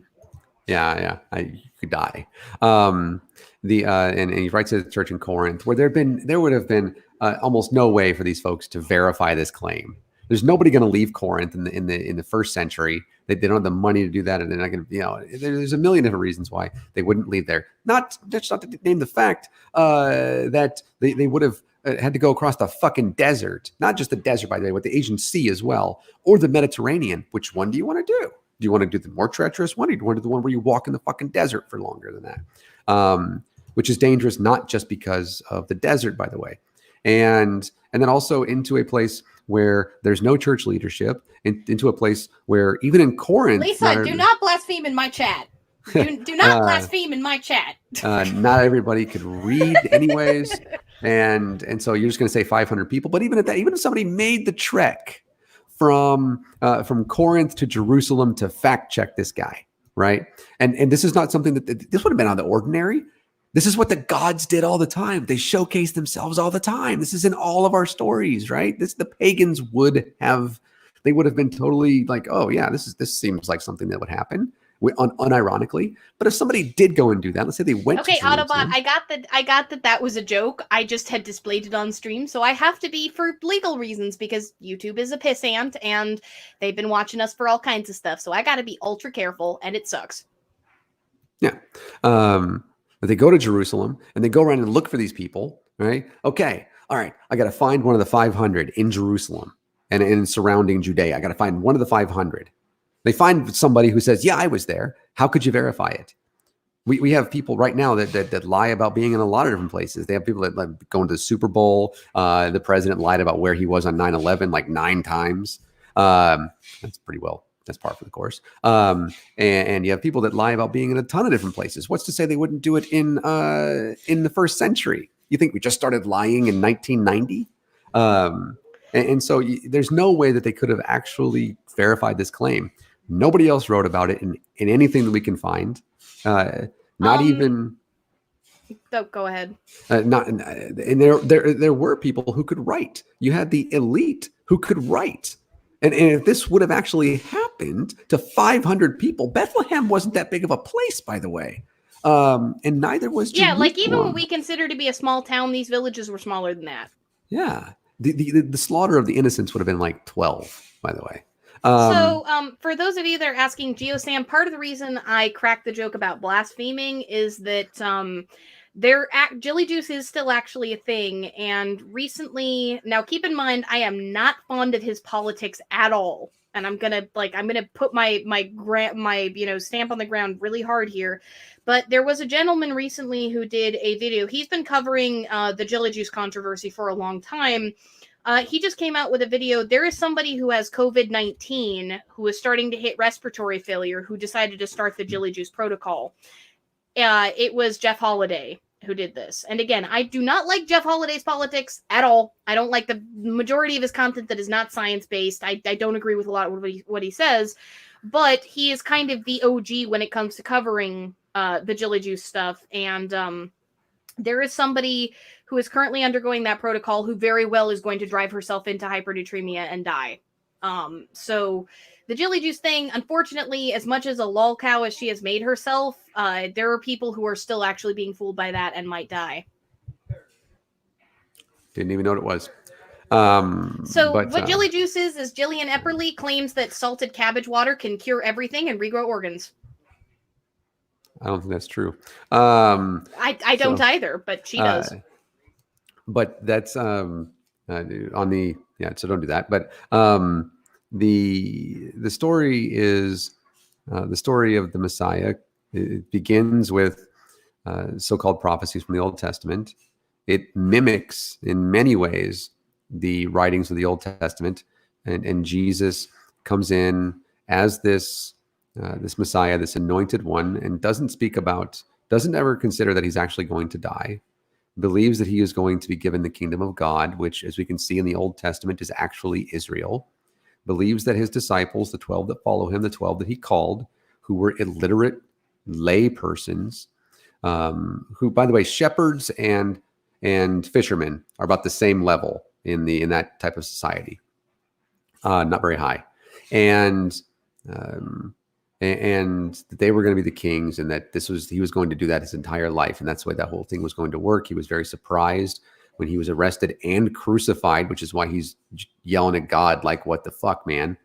And then you have this. If y'all want us to do an episode on jelly juice one of these days, it's something that I'll consider. But for right now, we should probably shift the conversation. I'm not going to be here for that. And you don't want to be here for that. You don't want to know what waterfalls are. Nope. And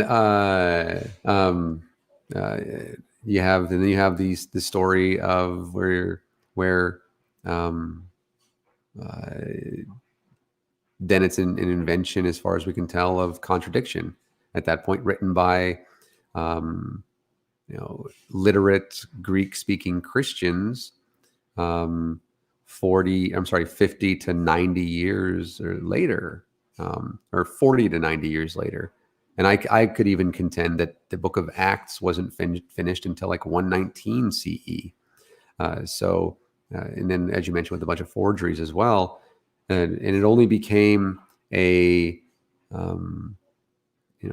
dominant religion. It's almost like they didn't have the technology or the ability really to verify this kind of stuff like we do nowadays. So they just kind of had to use their best guess. Yeah, it was easy for them to be able to accept these claims because it's something that they would have expected, especially if they were pagan. That also there were more than a few different sects of Jews who would have also thought the same thing, and they would have been easy to, because again, this was not a movement away from Judaism, because they were still Jews. It was rather, this is the next step in our Jewish evolution, if you will. This was the Messiah. This is who we're following, and that became actually a bit of a continuing thing into the 2nd and 3rd centuries, where we had the same type of thing, where somebody would come in and claim to be the Messiah, and then they would die, and yeah, that's it. We actually do have somebody sitting backstage who popped in, and we are at the last half an hour. Oh, sure. So Mr. Parker wanted to come in and ask a few questions. He's a fairly regular on our show. He's been coming back a lot lately. So welcome back, Mr. Parker. Yeah, thanks for having me on. So you said that you had a couple of questions for Nathaniel. Now keep in mind, he's got a pretty wide breadth of knowledge. So if you want to know about something, this is the time to ask. Yeah, I was thinking of some questions, and then I lost them all, and now I can't think of them. That's my But life. but yeah, when you were talking about secondhand accounts and how we can't really trust the Bible, Hmm. and I totally agree. Like the people who have their names on these gospels could not really write. Like they could have write, but like the chances of that are very slim. And for them to record everything down, Hmm. especially with their occupations being fishermen, taxmen, and they spoke a different language, and this was all written in Greek. Yeah. So it's like direct quotes from Jesus and other people, and it's very hard to believe this is accurate considering it's in Greek. Sure, and that's fair. One thing that I would say is receiving secondhand accounts doesn't automatically, just clarification, and I know that you weren't insinuating, doesn't necessarily mean that something is false.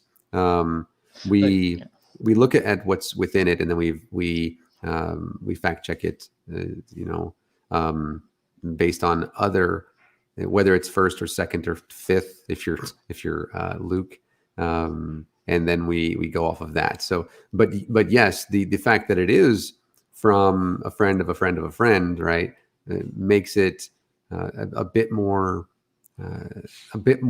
You're having a bit more healthy skepticism out the door, regardless. Um, and then when you see the irreconcilable contradictions within, then it becomes okay. So what about this is actually true?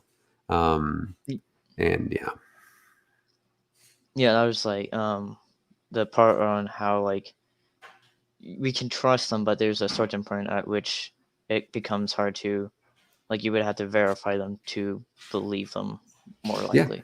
yeah. And well, part of the reason that we can see that, somebody like when it with the book of Mark, that somebody that wrote that was likely either in Rome or somewhere close to that, is because the understanding of Roman custom and what the Romans would have said and done, more than the Jews, even knowing basic Palestinian geography, right? And and so we can see that, and so at that point, then we know that this wasn't a person who was with Jesus.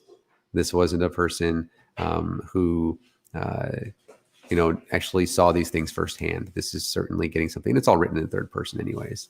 So Yeah, the position it's written in is probably an important thing you gotta recognize about it. It's not like I saw Jesus do this, like they saw Jesus do this. It's very third person and brief mentions of first person, Well, I I mean, guess. the openings of all of those gospels outright state that that they are a recollection, a recording of somebody telling the writer about these events, supposedly witnesses. So it's quite obviously not meant to be like the writers of the gospels were not meant to be interpreted as the names that were put on those books.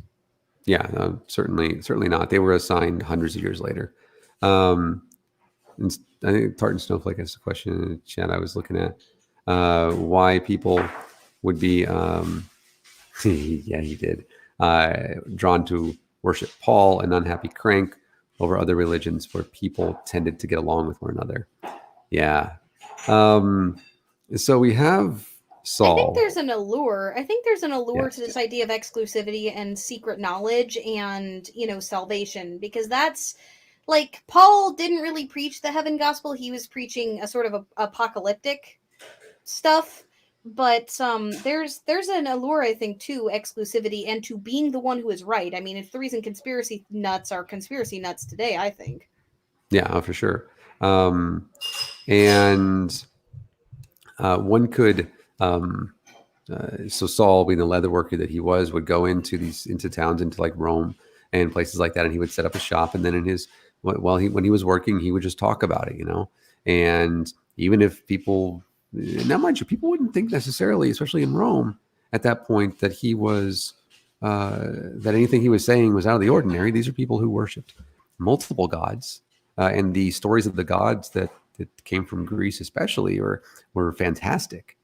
And so they would listen to him, and some people, yeah, probably like, wow, that's cool. But then you only get like one person, and then that one person goes home, and then they sell. they tell their family, and then their family goes and they tell another person. Again, it's exponential. And and so I don't think necessarily, because Peter did not like Saul. Uh, it's not necessarily liking the person, right? It simply is, if the story is plausible, or if it simply is something that draws you in because it has a type of something that you've been needing to hear in your own in your own personal life, doesn't make it true. Well, But especially once you start getting to salvation doctrine, when you start getting a lot of those later writings where, they start talking about climbing the ladders of heaven and things of that nature, like this idea that there's something better waiting for you. Most folks were very heavily influenced by the Greek thinkers on the afterlife, which I've talked a little bit about it before. There's a bunch of different versions of the Greek afterlife, but the most familiar one to the Greeks at the time, and Heaven and Hell talks about this too, would have been that was put forward in the Homeric epics, which was basically like your soul is immaterial and like can't experience pleasure or pain. You just kind of exist. You have no memories unless you come into contact with the living. There's this idea of drinking blood and offerings, and this is where the ceremony of Triakus actually comes from. People made offerings to their ancestors once per month so that their ancestors could come up and actually experience something of life again. And that's actually where a lot of Paul's condemnations of eidolon worship comes from, because eidolon actually is the soul of the dead. He was condemning ancestor worship, not like false god worship, the way that there's a different word that he used for that. But when you're talking about like eidolon, you're talking about the practice of feeding the dead, because the Hellenic view was the dead don't experience anything. Like there's nothing special other than being the son of a god or something that will get you into any special place. And so this story of an afterlife appealed to a lot of people. Yeah. Oh, yeah. And it's possible, that Saul was a charismatic speaker, especially with the types of things that he would say he saw. And he certainly could write, fairly well. And so his writings alone would attract people as well. These things talking about, the edicts on how to live and things like that. And, and the, like the proper way to, raise families and things like that. Now, of course, Clockwork, I would argue you're wrong there. The Old Testament is not a blood cult. The New Testament, it became that way because of the afterlife stuff. Yeah, fucking Gnostics too. Yeah, the Old Testament doesn't actually talk about the afterlife hardly at all. Basically, just kind of sleeping in the earth. Like Jewish folks didn't really have much of an idea of an afterlife. Yeah, Job was very specific about that. So, like people falling like asleep. People somehow uniting the Old and New Testaments together that's a Christian thing. Like they don't get along with each other at all. The New Testament is very, very Greek, and the Old Testament is very, very Hebrew, and they don't mix. Like again, you have to get very eisegetic in order to mix the two, and that's the problem. Yeah, and I mentioned, Job was just falling asleep. He was like, it'd be better if I just fell asleep. Yeah, what's up, Mr. Parker? So a little bit ago, Ali, you mentioned something.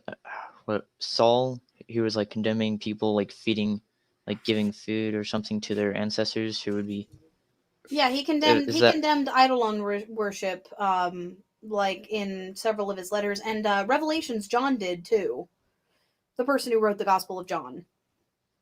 So that was like basically that would be like giving offerings to your like ancestors, I guess, like spirits wise, I guess.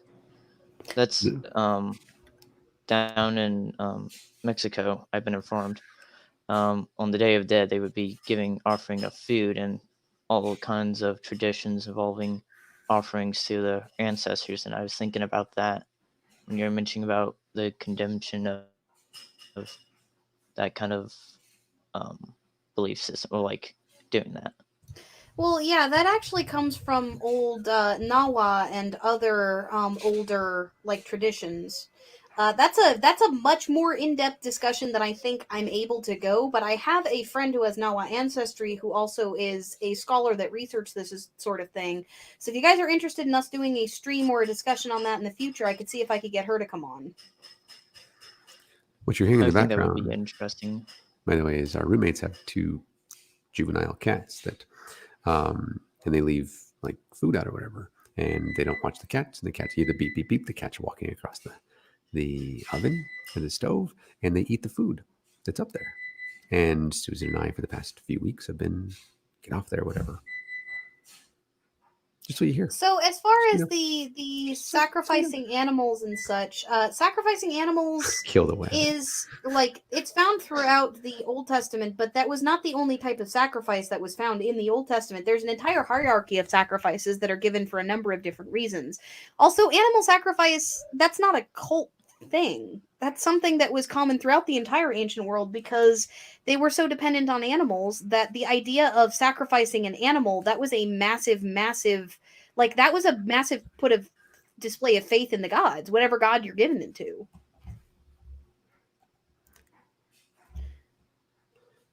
I don't know, Susan. I don't know. I'm at the computer. You can come look. Sorry. I was thinking of so like New Testament. Would you say that it was trying to get rid of animal sacrificing? That's what I've heard. That's debatable, given that Jesus himself says, "I did not come to end these practices, but to fulfill them." Yeah. That's like what Christians try to argue, is that's what he means, and I'm like, okay, sure. Yeah, that's what Saul tried to argue. There's no real evidence that Jesus' followers argued that. No, yeah, and that also comes from the books of Peter, and that wasn't written by Peter. That was written long after he was dead. So that simply is that's a pseudepigraphical insertion for sure. No, the whole thing is, by the way, but even that would have been an insertion possibly later on, having to do again with these types of rituals that they then would say, oh, it's okay now, right? Once so.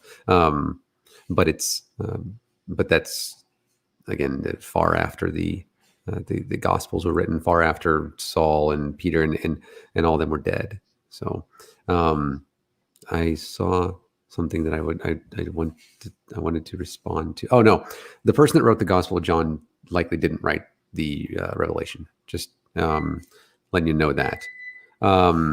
Oh, apologies. Like I've seen a lot of stuff that said that they probably did. Like but then again, your research is much more thorough than mine. If I'm wrong, it's true. But from everything that I've seen, even read them.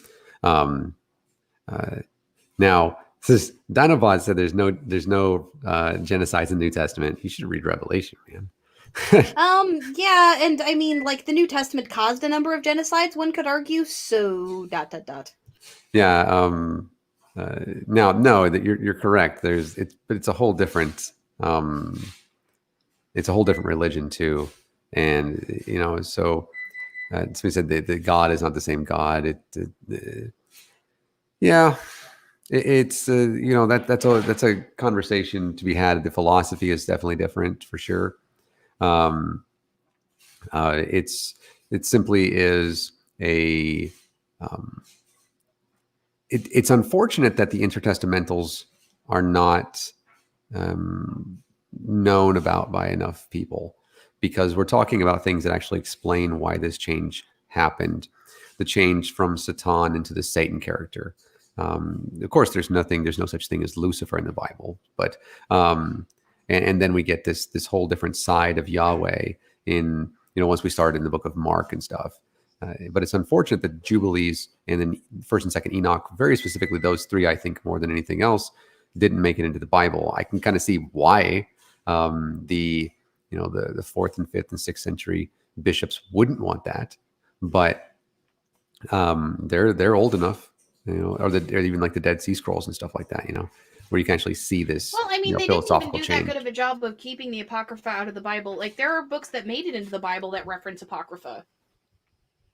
Yeah, they do, and there's also polemical stuff in there to where you can actually tell, like when. Oh yeah, Maccabees. I forgot about that. Thank you. When I'm gonna go and toss a cat off of a stove, so I'm gonna be right back. But yes, okay. Don't even forget to continue this when I get back,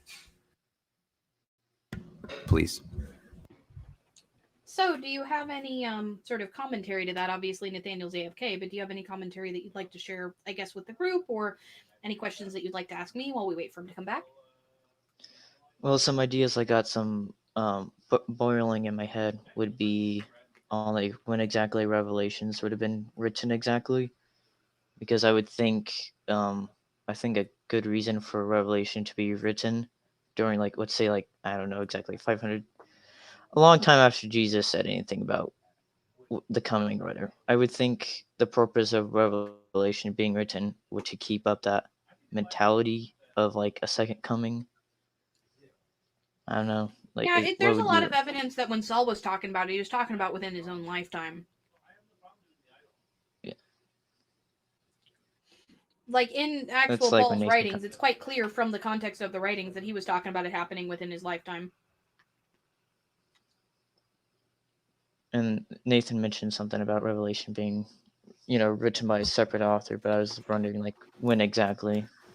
Well, he's back, so you can ask him. What's up? By the way, no, the whole So when Bible is not a exactly? polemic. Go ahead. So Sup, when Rilla? exactly would you say relevate the book's The Relevation? last book I in the can't Bible. pronounce. Yeah, Yeah, the last book. Revelation. You're into the 2nd century at that one, possibly after the Book of Acts was finished. I would say before the books purported to be written by Peter were written, but it certainly is in the 2nd century. So Okay, because I was wondering like if like Relevation, the last book. I can't Sure. pronounce English for some No, reason. you're okay. The No, last you're okay. book was What is tongue and like how it do was I English? exactly. But would you say like the reason why it was probably written to be more specific about the second coming would be to like keep the mentality of a second coming, to make it seem like it's gonna happen soon. I know everyone's Mhm. dead, but like it's gonna Mhm. come. Yeah, it trying to keep up with the apocalyptic mindset that they had, and instead of in this point now, because at that point then they moved from apocalypticism into apostolic ideology, right? Because they realized that it's going to happen, but now we have to deal with the Holy Spirit, right, to keep us company, basically, and that's why they started. That's why they started putting more things about putting women in different places so that Saul saw them so that they could they could actually be deacons and they could give prophecy and stuff like that. Then you see like 2 Thessalonians where it says no. That's one of the reasons we know that Saul didn't write that. That's written later after he had died, and so then they start getting into this apostolic type of church mentality. And at this point it says you'd see in Revelation, you see this huge shift from everything that was written by the epistles, right? And and uh, everything we see there, right, into this book, which is this prophetic type of end times. This is actually how it's going to come.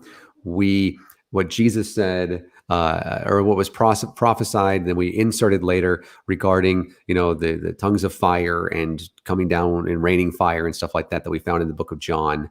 This is actually what's going to happen, and the plagues are almost identical to what you would expect from something in Egypt, and so they still harken back to that kind of a thing. Yeah, and a lot of the imagery also comes from earlier, Homeric writings and from, other stories that circulated at the time. Like, it's not unique. No, not at all. And it even talks about yesterday we're talking to Richard about that. The peeling back of the sky. This is a reference that these folks still considered the earth to be flat with a firmament, right? And so this dome was being peeled back so that everything that was outside of it, where the gods lived, the second, the third heavens and stuff like that. Well, it also talks about casting the literal god Thanatos into like a funeral pyre, which a lot of people like mistranslate as a lake of fire, but it actually, the word in Greek means a funeral pyre, a gigantic funeral pyre. Basically, Yahweh is going to go kick the god of death's ass and throw him onto a funeral pyre, and death will be no more. Yeah, it's and then it's different than what Jesus preached. So Jesus preached that he preached this this concept that is actually. I wish it would happen more often in Christianity and catch on more.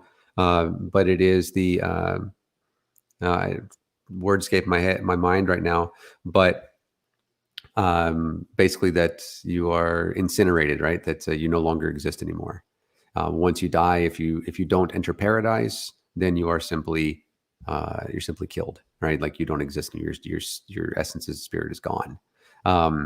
And that word will come to me, or it will be in the chat before I think about it. But and then you had the book of Revelation, which completely changes what Jesus said about that. And I like somebody said, how do you speak with the sword in their mouth? Obviously, it's that's metaphorical and stuff. But that when they speak, yeah, there it is. When they speak, the words that they say can kill people, right? That kind of a thing. And so it's the same thing when you get with fun.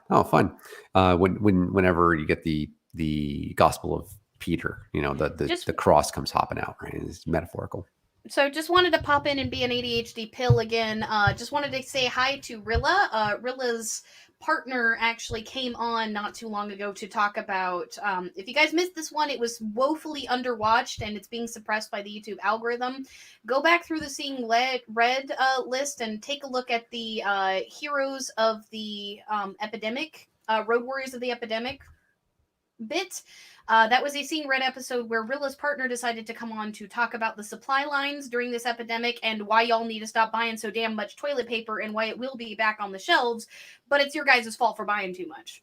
So she's actually working on making some masks for him and for herself with a sewing machine based off of a pattern that I posted in Discord a while back that came from the NIH. So I just wanted to give Rilla a quick shout out and tell everybody to go check that dang video out because it has the coronavirus in the damn name.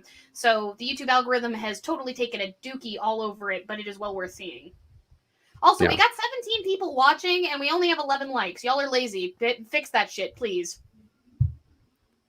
And then, or just press thumbs down and never see us again. That's up to you. Rex, it would not be eternal sleep. You would no longer exist, which is really an honest thing. It's welcome to atheism. That's I guess that I'm not really afraid of that. That's what Jesus actually preached, by the way. And then and then you get this new stuff that comes into the book of Revelation, and it's completely different. It's completely contrary to anything Jesus ever said as well. And so that's important to remember. Thank you guys. I know that I'm always rude when I ask for likes, but thank you guys for being awesome. So we're getting pretty close to the end. We said we'd do a half an hour of call-ins. Do you have any more burning questions, Mr. Parker, for Nathaniel? I think I have like one more. So all right, you got time for one more, Nathaniel? I'm just gonna eat mac and cheese. What's up? How would you respond to like a Christian when they say like, so this is like Old Testament, the 10 plagues, and how it's like the 10 plagues symbolizes the death of the Egyptian gods, and like they don't exist. It's just we're just like putting kind of crapping on the Egyptians right now. It's like, would you say like God can't crap on nothing if it doesn't exist? I would say they never happened. But when a Christian says something like that, no, there's no correlation. There was never meant to be a correlation. This is again ad hoc. The only one that was meant to be a correlation very clearly was the lamb's blood, and that's because like it's spelled out in the Bible that there was meant to be a correlation there. Yeah. In Exodus chapter 7, Yahweh talks to Aaron and to Moses and says very specifically, go and tell the Pharaoh, to release the Israelites from the Hebrews, this one, I guess, from captivity, and go and tell him that, or not captivity, but slavery. But he's not gonna be able to tell you no, because I'm gonna harden his heart and I'm gonna beat the fuck out of this country, right? That's the part that people should be focusing on. Well, and it explicitly says that it's to punish the gods of Egypt, which, the Bible acknowledges other gods exist over and over again. Yeah, they do. It like would be Christians get so fucking angry because they're like, oh no, he was punishing the people of Egypt. He was punishing Pharaoh. No, it outright says he's punishing the gods of Egypt, not the people. Anybody well, want a cat by any chance? I just say they ran I- away. I'll just say they I ran already away. have 3. I can't take anymore. Or But their owner should take care of them, something like that. Hey, babe. Sorry, go ahead. But SJ's newest book that I so happily got this Easter day. Yeah. I've almost completely read it, and my mind hurts. It's a roller coaster. Yeah. It goes from like here's like 50 citations, and then here's like 20 pages of my opinion without anything. Well, that's kind of one of those things about responding to bullshit, right? Like, whenever you do any sort of response video, you show like 5 to 10. Like, the one that we're working on right now for spirit science, it took us over 22 minutes to debunk 10 minutes of bullshit. Yeah, I know. Hey, you know what? They're the #1 polytheistic YouTuber on YouTube, and that makes us all cry. All right. So does her book actually? What is it about? I have to ask. I can't help. 120 pages isn't a book. Call it a pamphlet. It's called A Quick and Concise Case for Christ, and it's. I feel like that book already exists. I think it does. Like with the same title almost. Yeah, Case for Christ. Yeah. Yeah. What does it go over? It just basically goes over. So it goes over some things about Jesus, and then it's like, all right, here's my opinion on like socialism and like some other stuff and how it affects our morality. And I'm like, this isn't a case for Christ. This is a case for your ideology, I guess. It's nothing. I mean, Jesus was a socialist.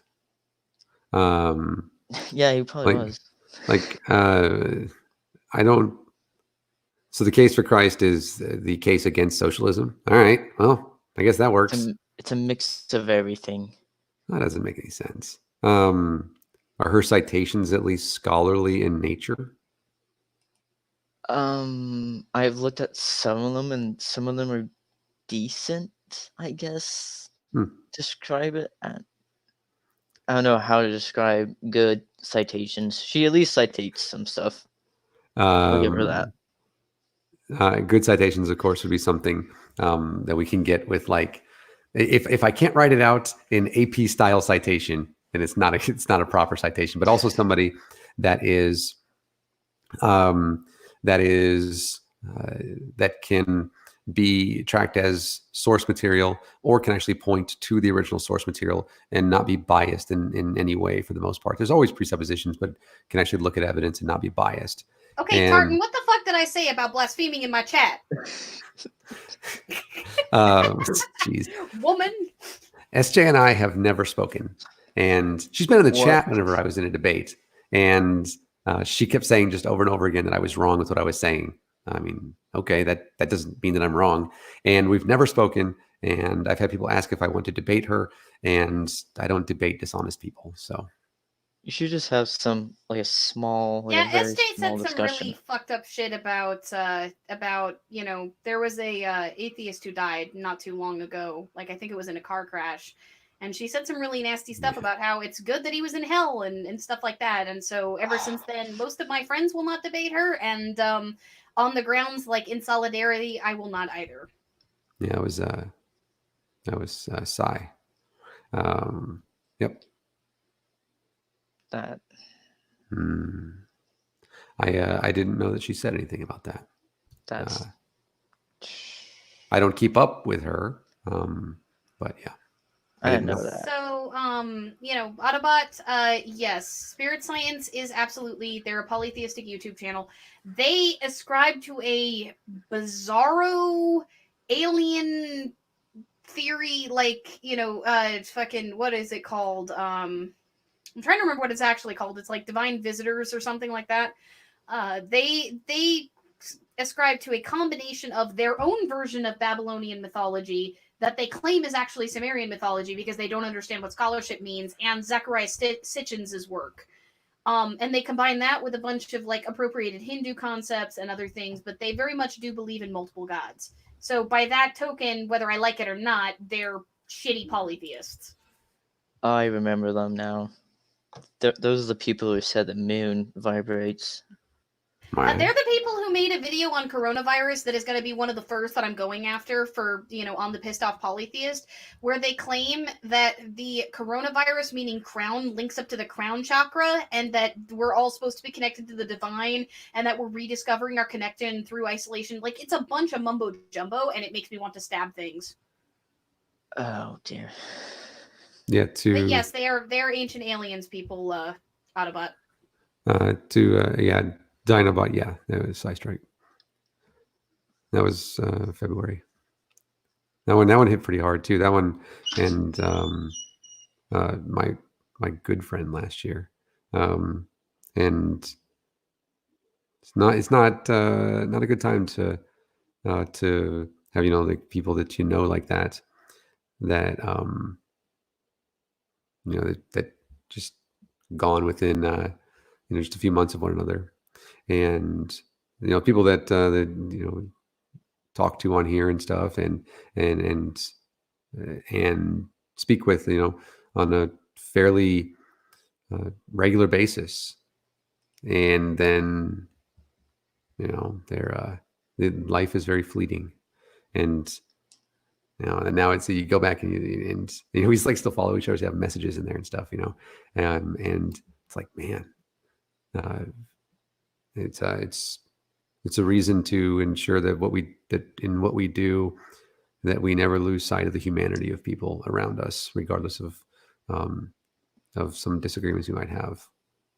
So that's just, and I don't know that SJ did that about Psystrike, and that's really fucked up. If she did, I don't know. I'm not going to go search. I don't want to have any kind of emotional response like that this evening. But apologies, Nathaniel. I just wanted to explain my reasoning for not wanting to talk to her. I didn't realize that you were close friends with Psystrike. I wasn't as close to him as I could have been. I know his sister and cousin. And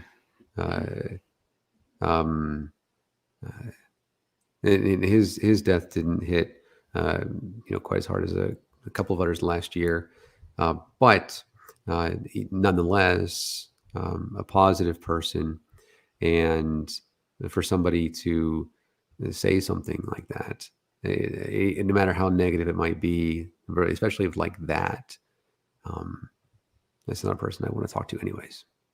So. Yeah, she said some really horrible things. I have multiple eyewitnesses who talked about it. Apparently she did it on her Twitter. I was not a part of the community as heavily when this happened, apparently. So I did not realize that had happened.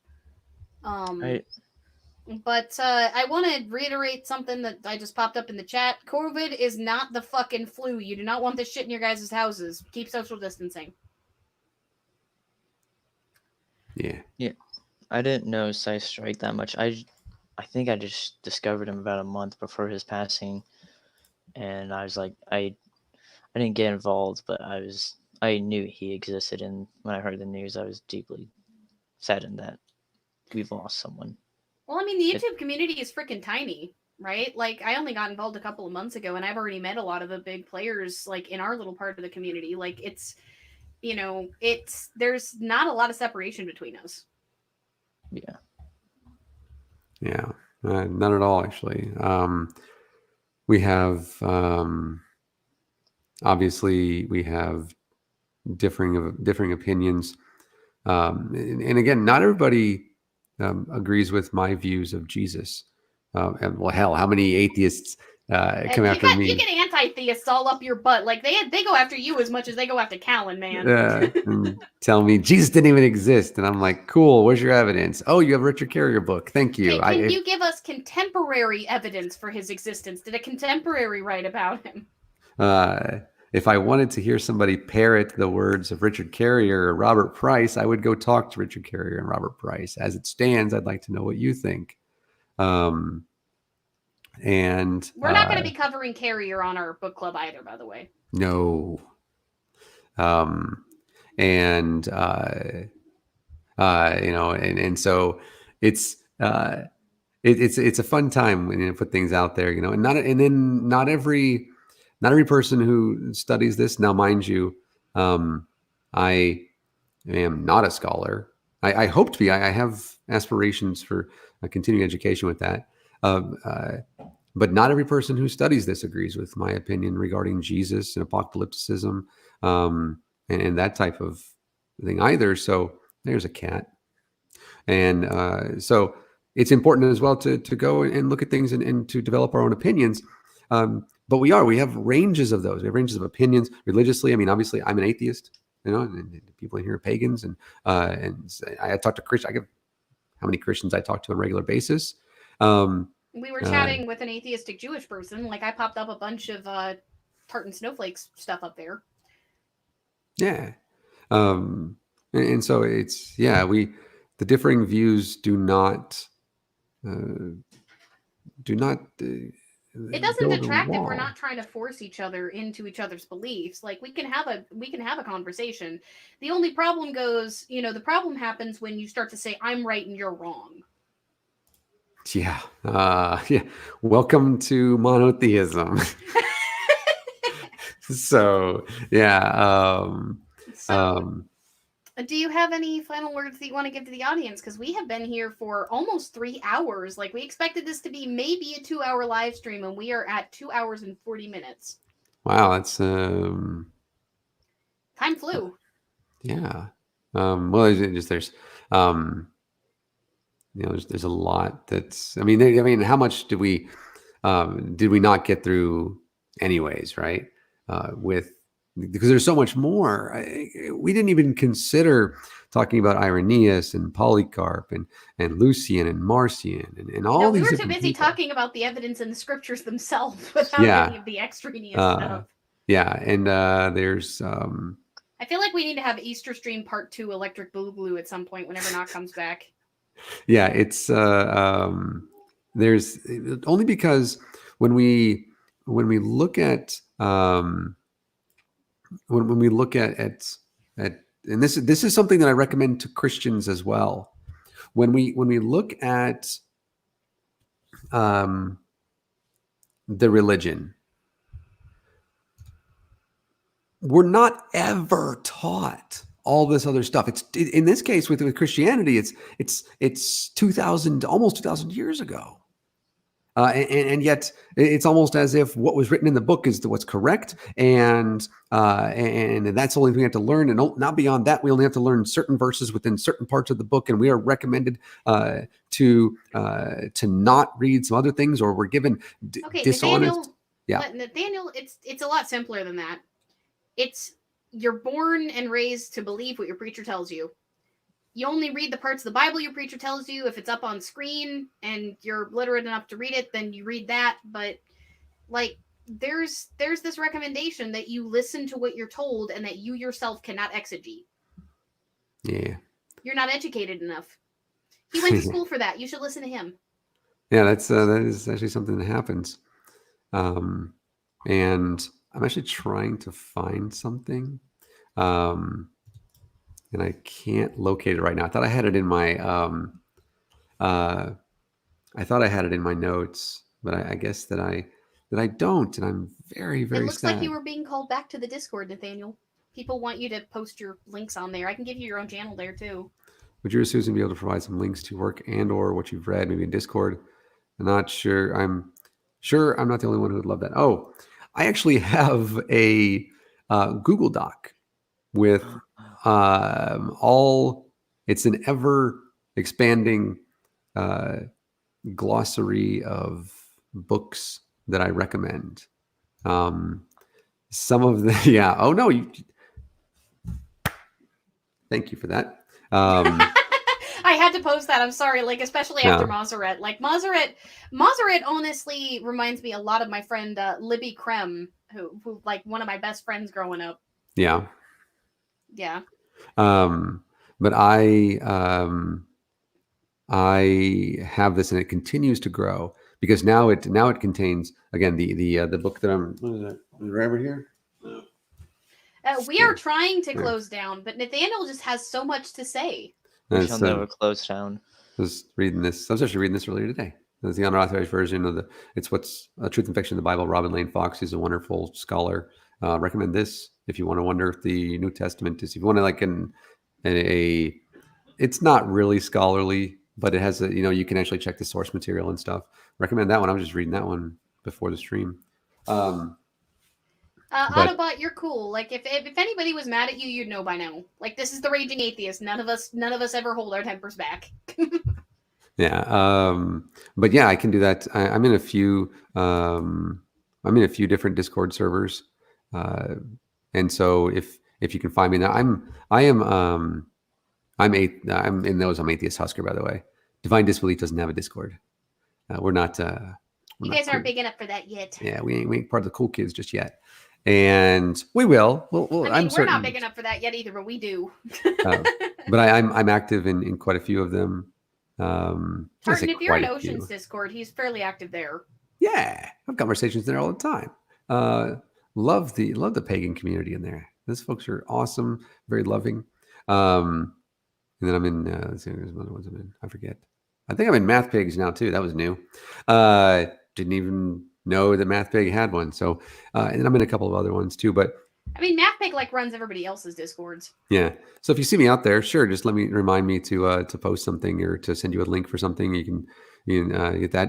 Divine Disbelief on Twitter as well, and you can follow that. I posted earlier today actually, and I said, "Do you consider yourself a polymath?" So we'll see. I haven't gotten responses yet. I don't know. I don't have a lot of followers on the Twitter account yet. I was going to respond to that. Say again. I was going to respond to that saying like I believe in algebra and I don't believe in calculus. That's what I thought it meant, and then I looked it up. Yeah, did you look it up? Are you a polymath? Yes, sure, I guess. Yeah. All right, there you go. The answer, by the way, should be yes for everybody. It's a confidence question more than it is a descriptive or prescriptive or definition. My response is I'm a polyglot, and that I can say. Yeah. I speak five languages, and I'm learning a sixth. Yeah. But yeah, the answer, by the way, if anybody wants to know, the answer is yes. You are a polymath, depending on your confidence level with the things that you know. It depends on how much you actually believe that you are. But the answer is yes. But no, this has been a good time. I really enjoyed this. Most of the time, it's me just finding something in the scripture or in something like in Josephus or something like that, and then Susan's across the table, and I'm like, "Oh, babe, look what I found!" And then I tell her real quick, and I'm like, "There's no way she's excited about this as I am." So, it's we had a pretty dang consistent audience too. We had a good 15 to 25 people throughout most of this, which is surprising given that we were competing with The Line and with Ocean. Yeah, oh yeah, Shannon is still on there, huh? I don't know if she's still on or not, but yeah, and yeah, what are you guys doing over here? Ocean and Shannon Q are on. Well, I mean, Ocean's actually in his own separate thing with Ex-Cult Baby. Yeah. Talking about Easter. So, like, we still had a core enough audience that chilled with us for a good, 2.5 freaking hours, despite the fact that we're competing with two much larger shows. We appreciate you guys. Like, I know that this is going to be an intimidating as fuck live stream and not a lot of people are going to catch it on the playback, but, like, for those of you that are here, I'm grateful. Yeah, thank you for watching and stuff. This is the kind of stuff that I really get into a lot, and it's the most. I see there's a downvote. All right, thanks, Nifby. This is to me the most important thing that I've ever researched, and I researched a lot of stuff. So having the opportunity to talk about it, having the opportunity people ask questions about it, Mr. Parker, thank you for those, and yeah, thank you for coming on, Mr. Parker. Like, it's always good to see you. For sure. Yeah. So I'm gonna go. I don't know if Ocean's still on, but yeah. Yeah, we're gonna get out of here. If Ocean's still on, then we're probably gonna head over there. If not, then we're probably gonna end up in his Discord at some point. I don't freaking know. But thank you guys for joining us. Remember, be the conversation. Peace.